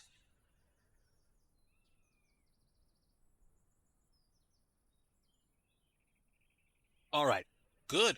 Good. We just dressed up this area a bit. Good. Yeah, let me know if you do anything interesting with the base models. I'd be curious to see it.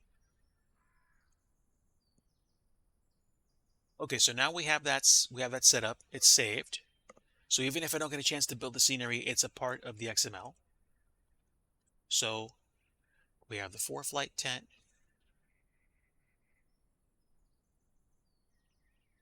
In the grassy area. Okay, so the tent got scaled down a little bit. And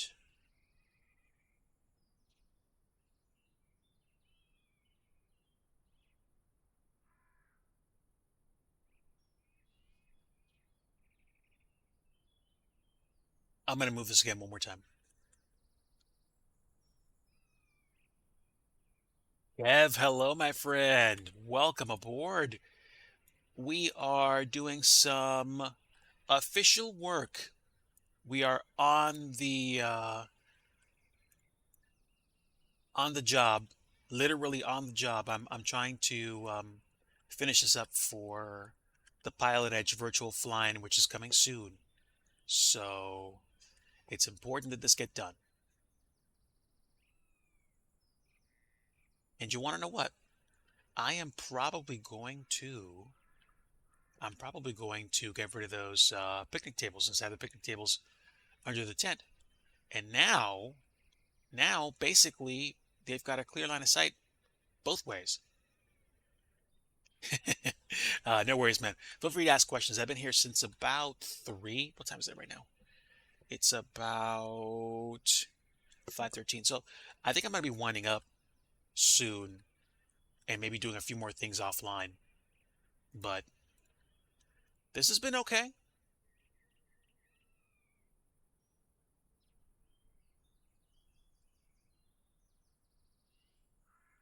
Can I move these over? I think I'm going to, actually. All right.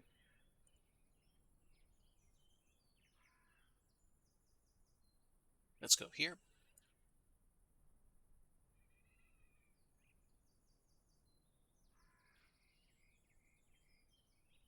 One more time.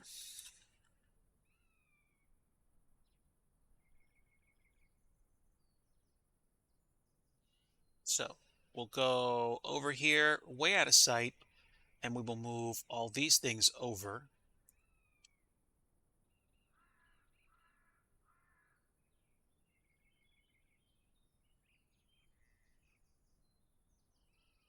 And actually, as a matter of fact, I'll move you over here.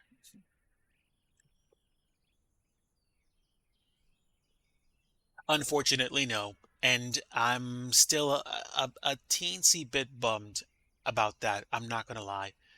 I wanted to go. I really, really wanted to go this year. But it it couldn't happen. So it's a thing. But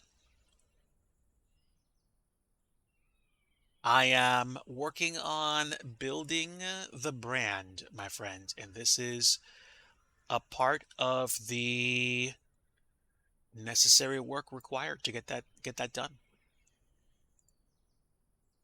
Yeah, yeah, man.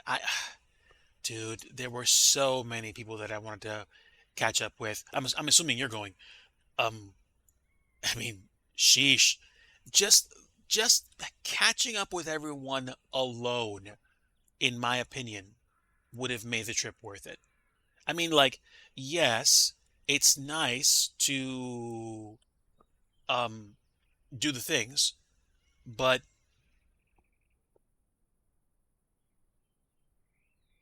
it would have been so much cooler to just have like hung out with people and said hello and done this and that. But what are you gonna do? Like literally, what are you gonna do? Like I just it is a bummer. It is a legit bummer. But now at least Fisk approach looks a lot better. Like it looks like they're hanging out here for a reason.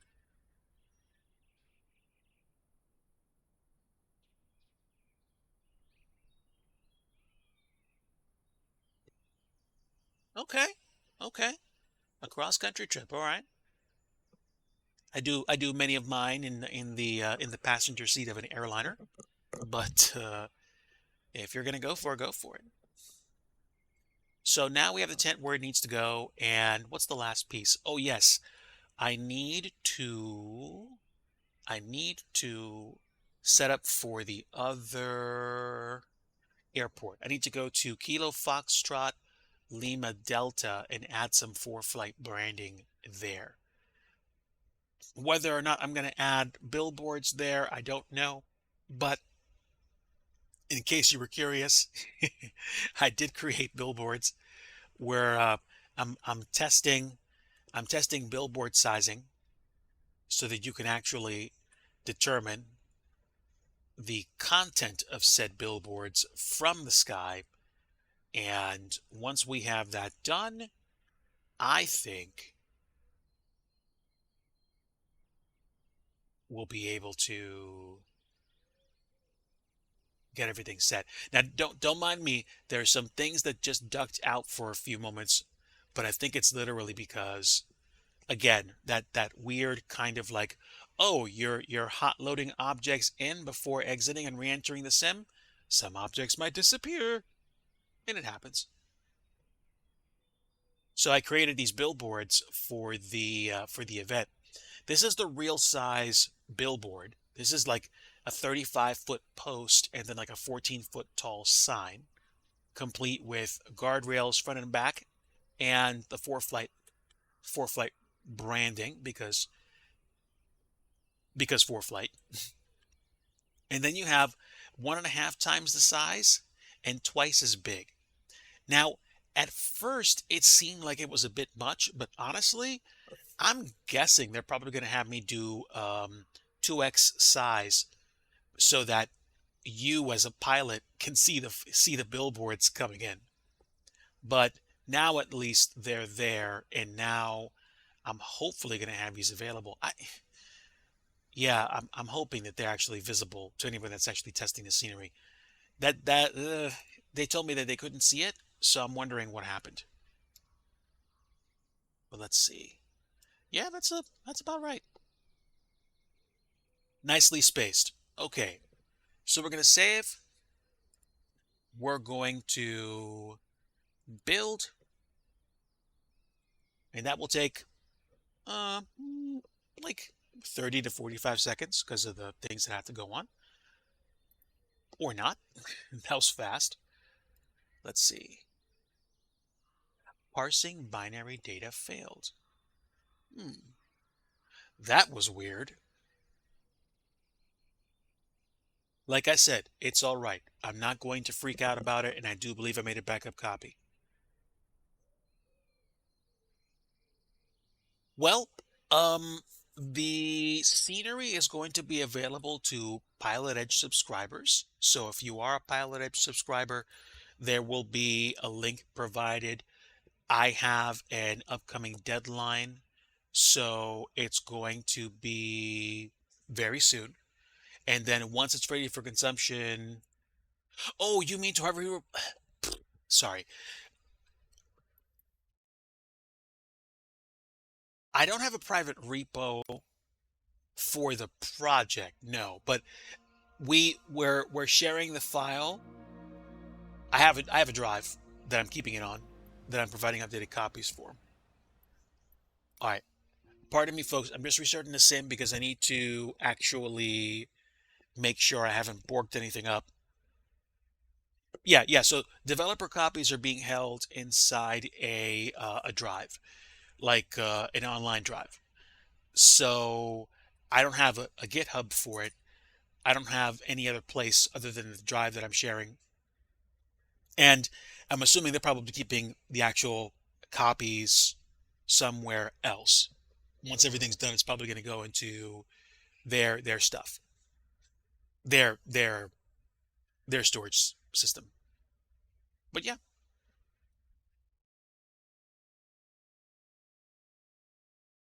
hopefully I didn't mess anything up with the extra billboards.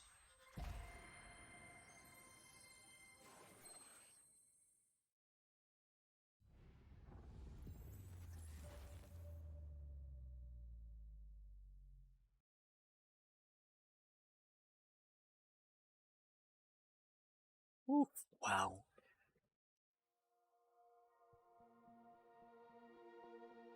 Life moves so fast.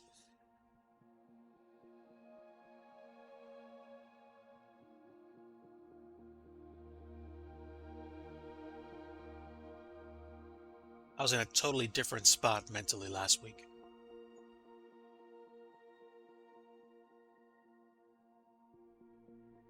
In some ways, I still am, and in some other ways, I'm definitely not.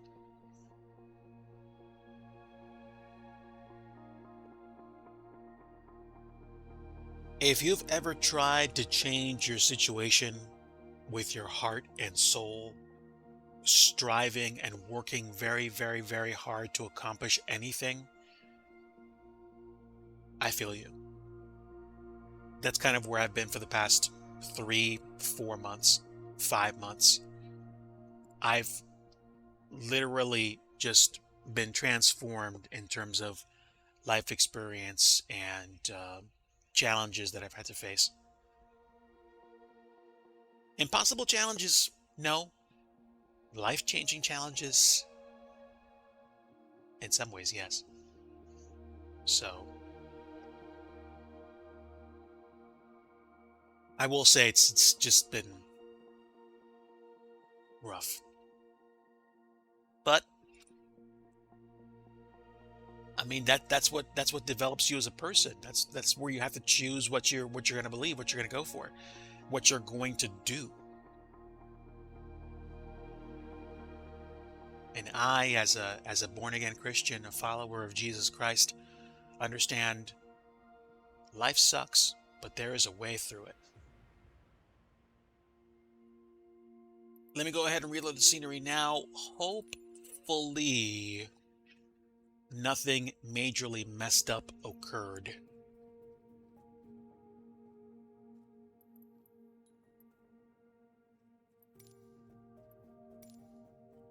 So we should be okay. Unless, of course, there's an issue with the scenery, in which case I'd probably have to fall back to a prior copy. The good news is, even if that happened, I would just need to pull the backup copy back down from my drive and then start over. I usually I usually do a fairly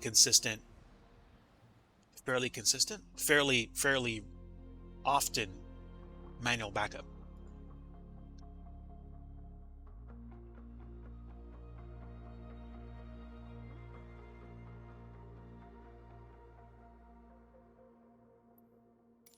Okay, so a little bit cloudy, and that probably shouldn't mess up rendering for the project. Let's go ahead and open it.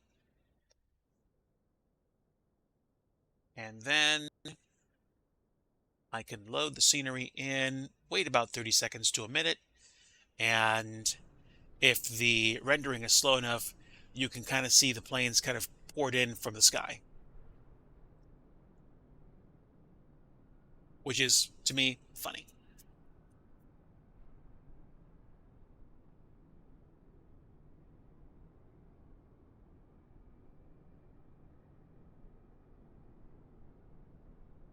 It does take a while to load sometimes, so I wouldn't be surprised if it does.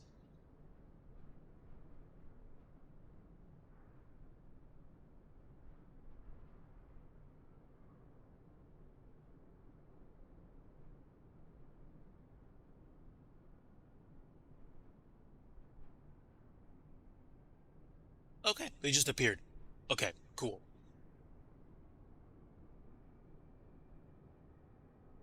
And oh, you know what?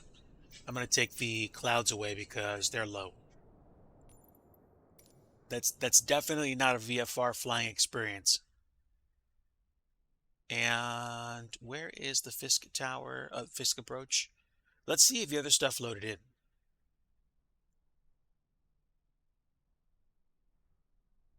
It was not that far away from the airport. So let me just search for it.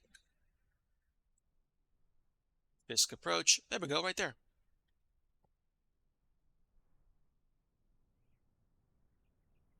And there we go.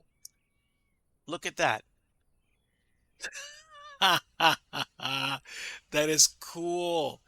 Complete with a huge watermelon chunk.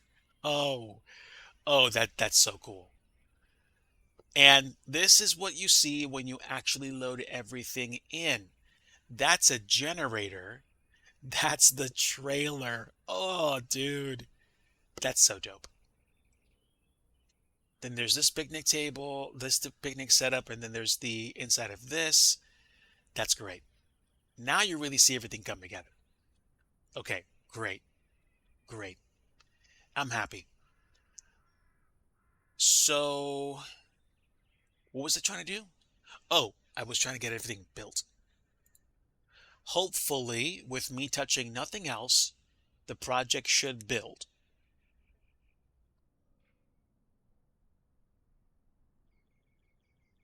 So I'm literally leaving it alone. We'll see what happens. If there's a problem building the project, again, I can fall back to the backup. Is it going to be nice? No. Is it going to be irritating? Yes. Am I going to be able to do much about it? No. Fortunately, there were no rendered errors, so I am a happy boy. And it looks like Fisk is right at that first kind of like gentle curve. And the billboards should still be where they were.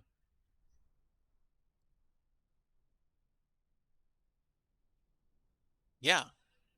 So, do I care whether or not the billboards are that visible from the sky? I don't know. I think,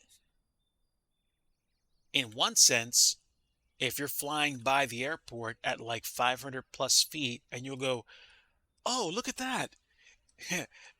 There's a billboard.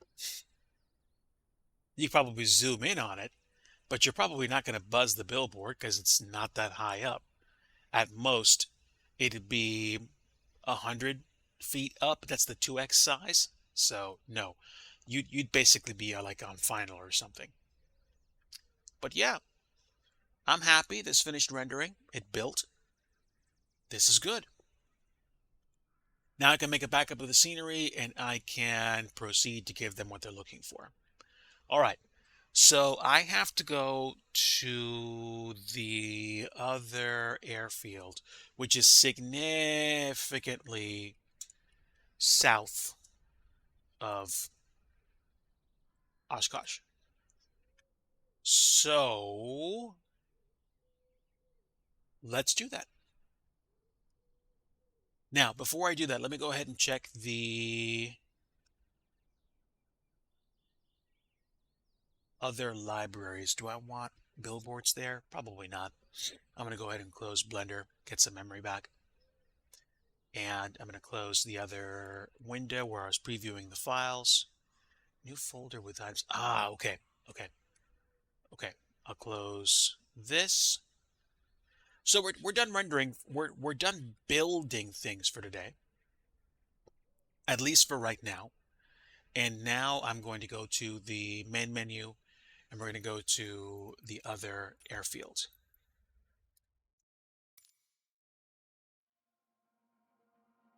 And hopefully, other than some major decisions, I may be coming down to the end of my project. So let's go to Kilo Foxtrot Lima Delta, which is about what, 30 some odd nautical miles, 40 some odd nautical miles south by southeast.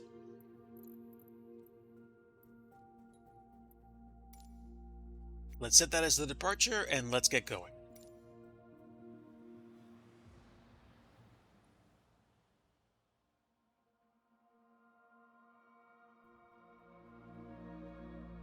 And again, if anyone from Pilot Edge is watching right now, thank you so much for the opportunity to work on this. It's been a privilege and it has taught me much.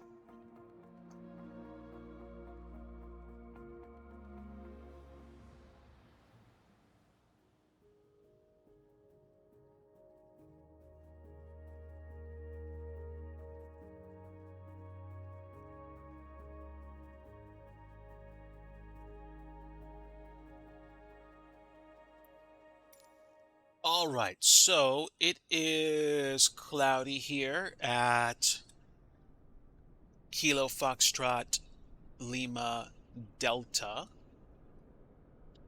Now, there's also some work they did. This is neat. No interior, at least none yet. Wink, wink.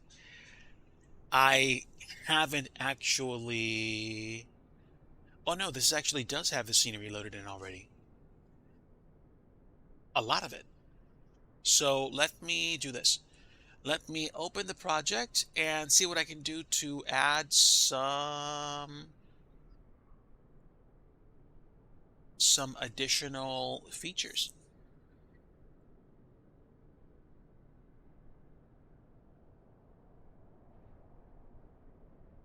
There we go. There's the XML file. Let's open it. Bloop.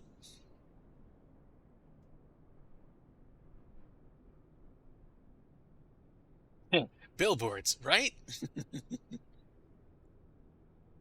Yes, I've learned how to make realistic looking billboards. And honestly, it's a cool thing. All right, let's load the BGL file.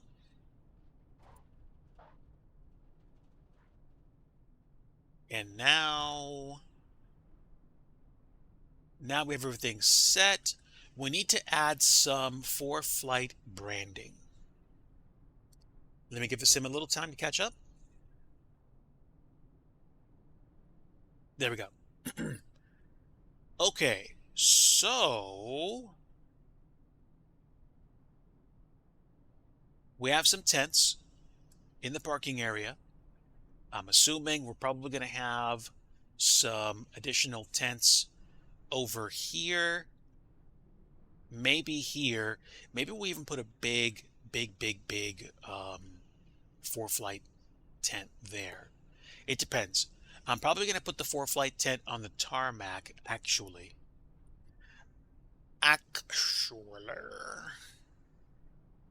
And you want to know what? I think I'm going to put it here. Well, I don't know. Yes, here. Let me get to work. So let's go ahead and go to Objects, go to Scenery. Let me make sure I have the proper scenery selected. What was it called?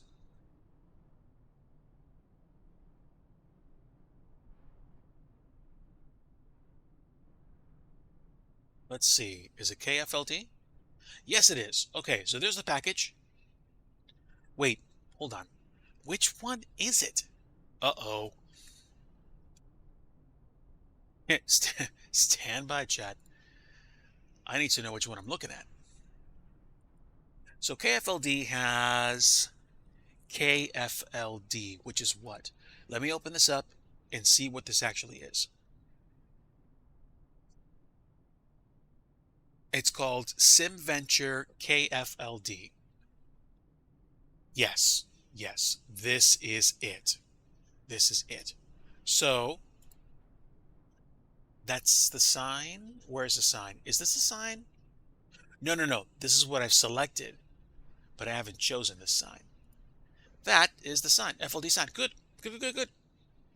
Excellent. Oh, maybe it's because I have that chosen? Let's see.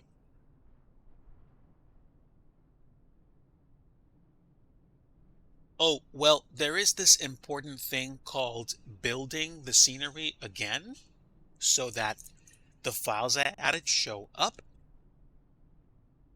You might want to try that, DIGI. Might want to. Okay, so this should load another 30 seconds or so, and then we're going to place the branding around the airport, and we're going to be one step closer to wrapping this up. All right, SimVenture, and there we go. Let's go, people. Let's go. Let's go. And now we're going to add some for flight tents and such.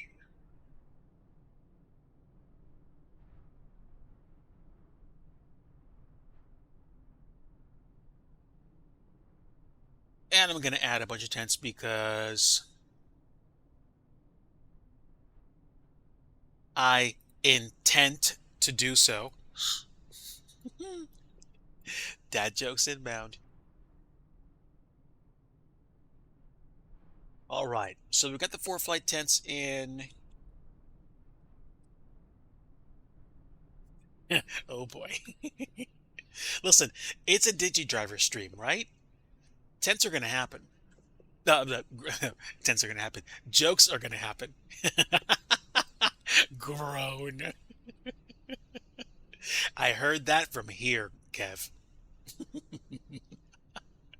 Superb. Absolutely superb. So we're going to add some 4 flight branding because we can. Clearly, we're going to. And we're going to decorate and put a lot of stuff out because why not?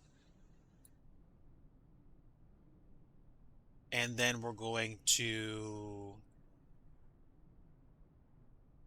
put these on both sides, duplicate them, move them up because you know, because time, because make the most of it.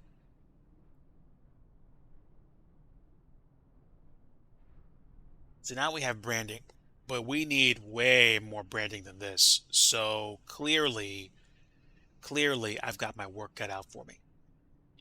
Fortunately enough, I happen to like doing stuff like this. So let's go to work. I can probably put a tiny 4 flight tent here. And where else am I going to put it? I'm probably going to put the 4 flight tents over that way as well. So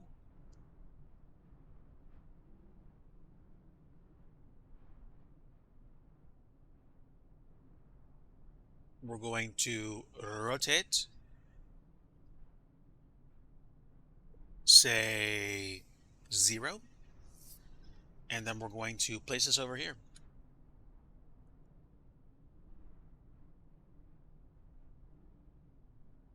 You might be right, to be completely honest with you. You might be right. It's entirely possible that the duplication of objects is better than actually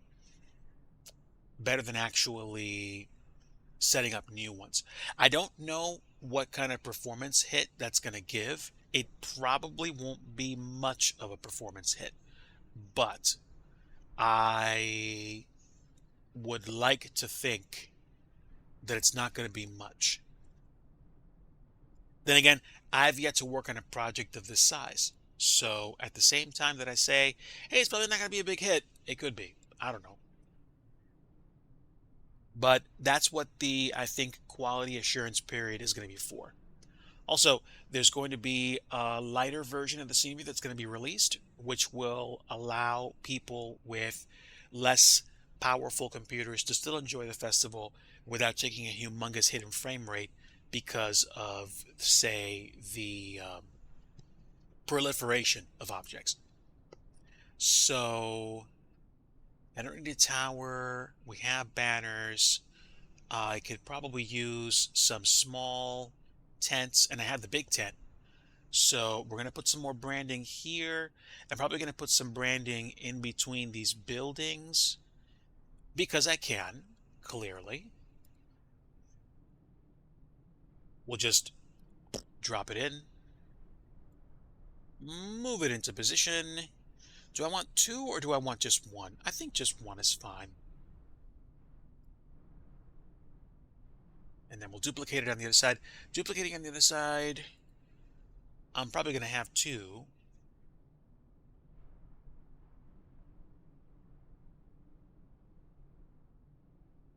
Or I could add another wide tent right here.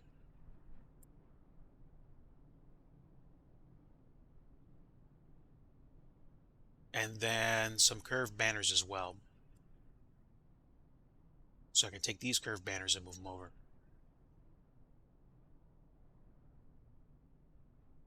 No, just these two. And duplicate them, move them over. There we go.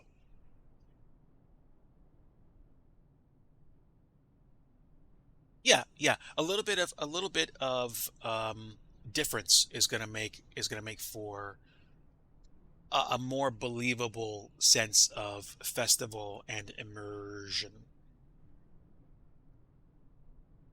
Actually, I could just do this. Dun, dun, dun, dun. Move them individually because persnickety like that.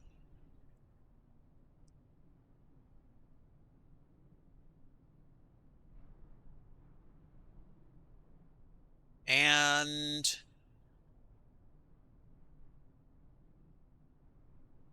I'm probably going to put two big 4-flight tents, one here and the other one down in the main tarmac. So some big tents, one right there.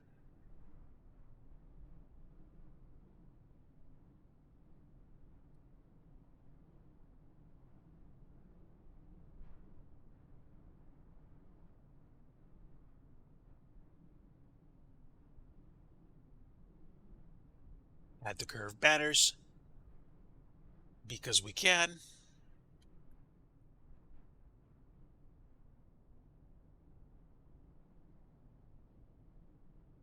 Duplicate, duplicate, duplicate.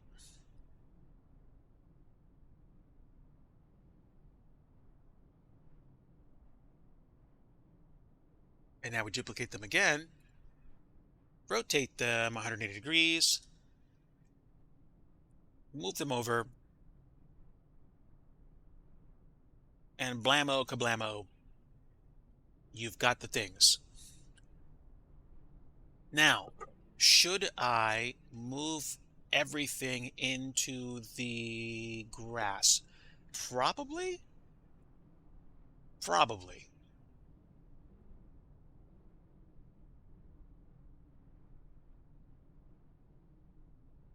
I think so. And now, of course, that gives me the opportunity to do this. I can choose all these flags, duplicate them again, and go faster. Bob's your uncle. Kaboom. I'm sorry, sir. We don't say kaboom. You don't say kaboom? You don't say ta-da? No, sir. We say none of those. Okay.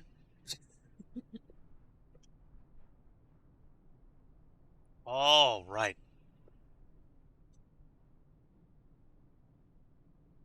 Que fancy. Tu sabe? All right, let's go. So we've got the tents. We got the tent and we've got the curved banners because we can. Some more branding. More branding, more branding. And a big tent here. Where? Here. Where? Here.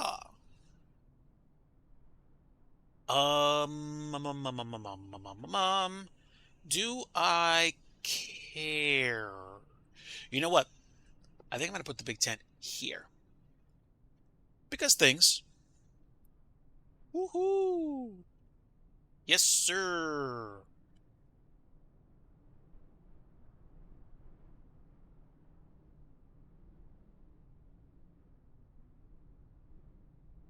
Because things. And now we're going to add some more curved banners because we can. 90 degrees, please. The other 90 degrees. And kablamo. Duplicate the deal. You guys get top billing. Although, we could make these twice as big right here. 1.5 times? Yes, we will take it. 1.5 times. Good scale.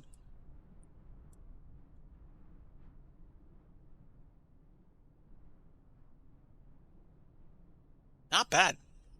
Not bad.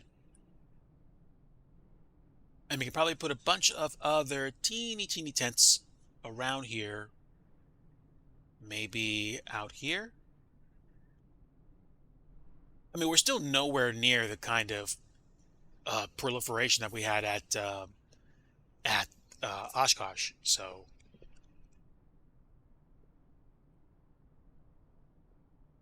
Tabletop Android, thank you so much for stopping by. Really appreciated the company. Definitely glad to have you aboard. And I hope the rest of your day is wonderful, my friend.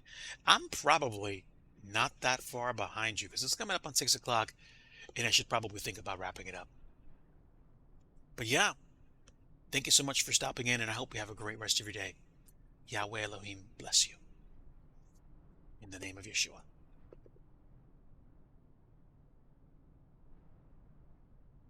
Such intense scenery, Dev. Well played, my friend. Well played. That was the you know the dad jokes are the fabric of this channel.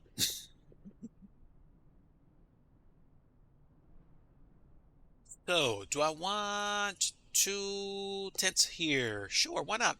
Do it. Do it. Let's do -90.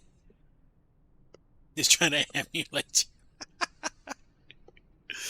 Uh, well, thank you, friend. Thank you. I appreciate the companionship today and the opportunity to hang out together.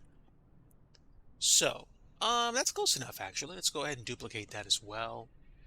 Move it over here.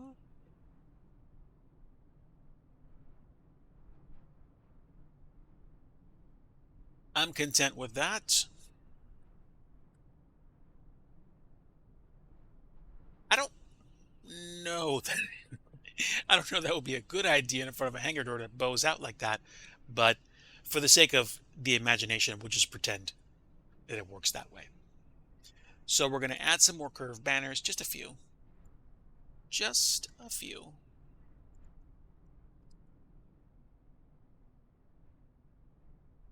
No, that's good actually.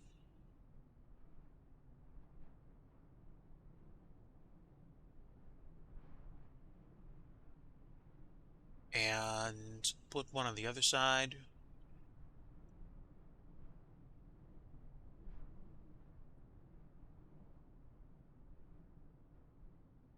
So we've got plenty of ForeFlight branding, that's for sure. I'm almost tempted to add some more brands here, but just following orders. I am gonna add some base objects to the scenery before we get done to dress them up. But okay. I would say I think if we keep everything together, then I can probably put the tents here, maybe some tents here, but what's better? What's better is for me to actually put some tents over here as well.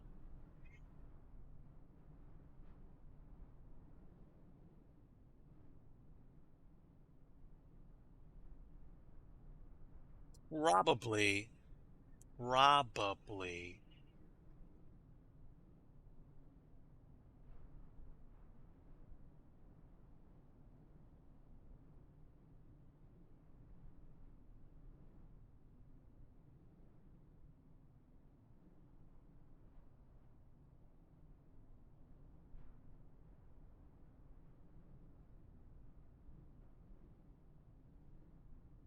stand by, chat. Just got to take care of something real quick.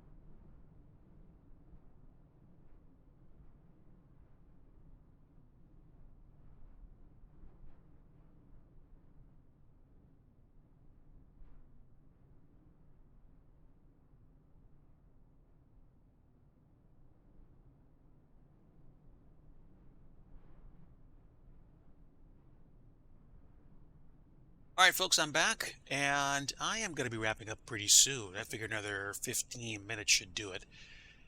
I've got a good chunk of branding going at this point, so I'm happy. I'm probably going to add maybe a couple of one or two banners, maybe.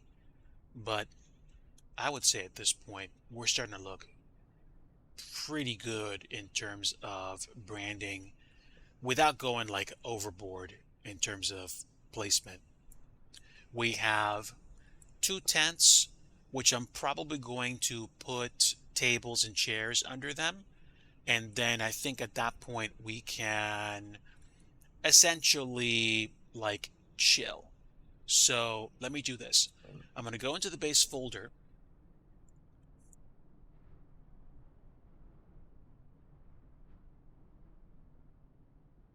because this is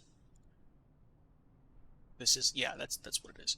All right, I'm going to go into the base folder and we're going to grab the chairs and tables, probably the same ones that we had at Oshkosh. Oof, my one ear's starting to bother me. That's how I know I've been wearing my headphones for a while. So let's see. Let me just add it, put it in place, and I'm going to put a couple of these here, put some of these here,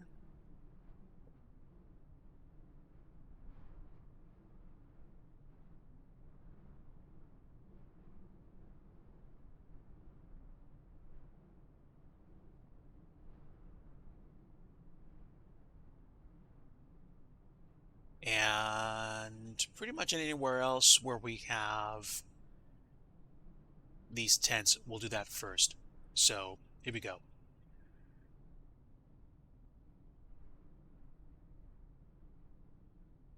A maximum of two, I think, is going to be fine per tent.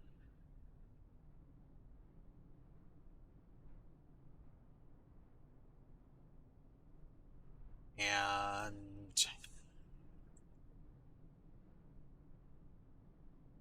I'm not going to have time to clean up the file structure right now, but otherwise we should be okay.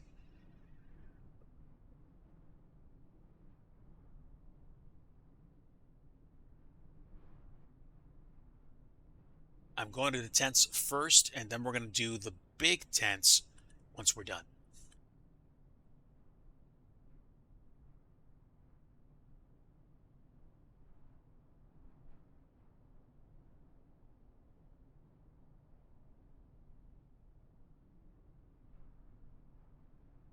A little bit to change it up. This one I think we'll just keep there that way. And then we will add the tables to this one. What's the difference?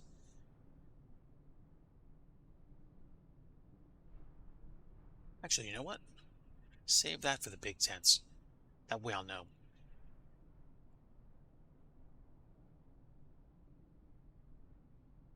And this is nice.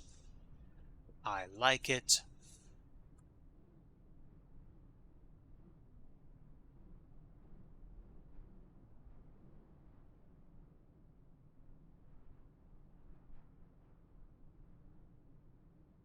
Just a couple out here. And what else do we have at this point? We just have the big tents left, right? I think so. I think we've covered them all. So now I can add the big tents in here.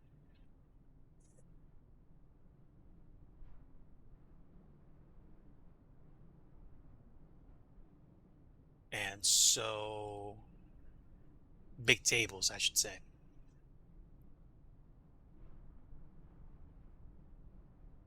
Now we're going to duplicate them a bunch.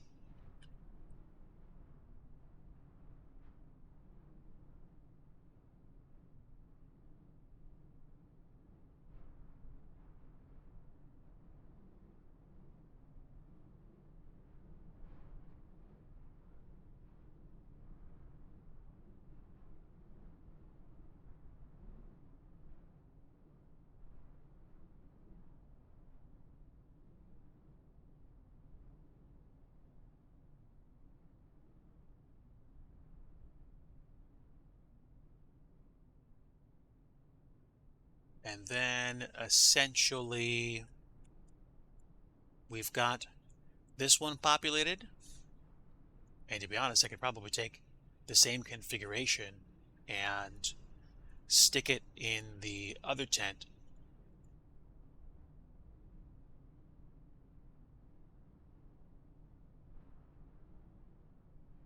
And now I can grab them all in one shot and go over that way. So duplicate, grab them all, off we go.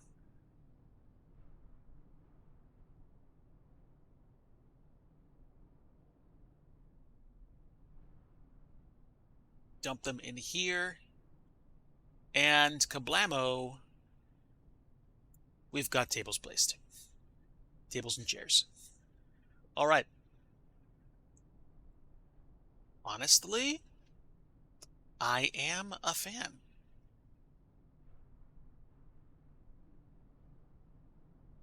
And do I have the same things that I can put on the tables that I had before? Let's find out. I do. Superb. You know what? No, not you. Not you. We're just going to put one here. I think I like you, actually.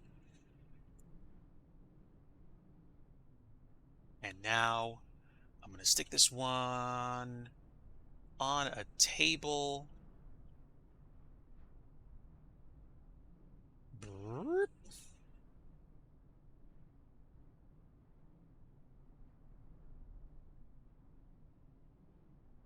And then rotate the thing.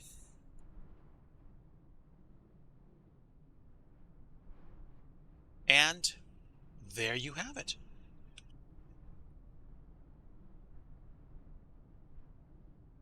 Little tablet with a view. Okay, so that is how you add branding to an airport, at least in part. I could probably add substantially more branding on request. I just wouldn't want to, like, make it a whole bunch of tents in one area, although theoretically I can. Really, it's not going to be that much of an issue. This is the first part. Could I actually add even more tent branding all over the place? Um, Maybe. I don't think they'd mind, actually. So why don't we do that?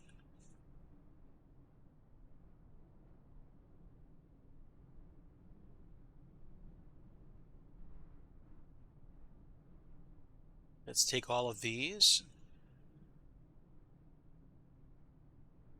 and then we're going to move it across the other side of the tarmac. And then at least we'll have them all over. So, okay. One more object placement. Why not?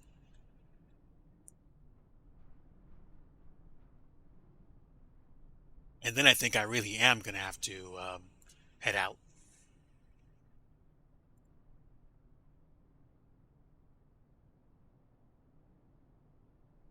And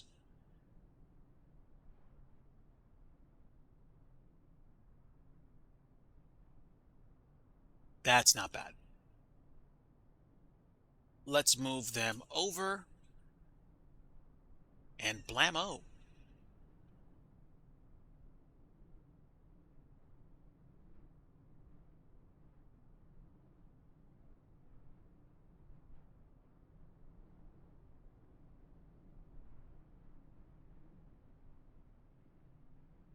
Hmm. Did I neglect to move the other table over? I might have. And that's okay. That's okay. I can always just duplicate the table, but honestly, what might be even cooler would be to just get rid of this one, put a smaller canopy in its place, and that way it's way less in the way of the departing traffic.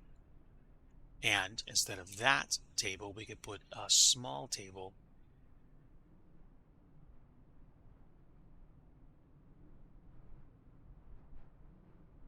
or just leave it the way it is and be good.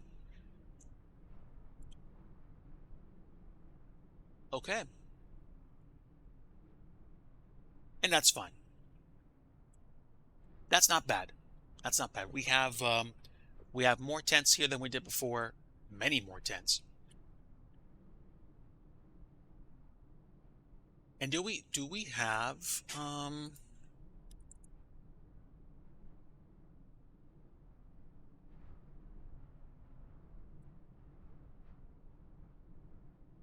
I don't think we have more. Wait, don't we though?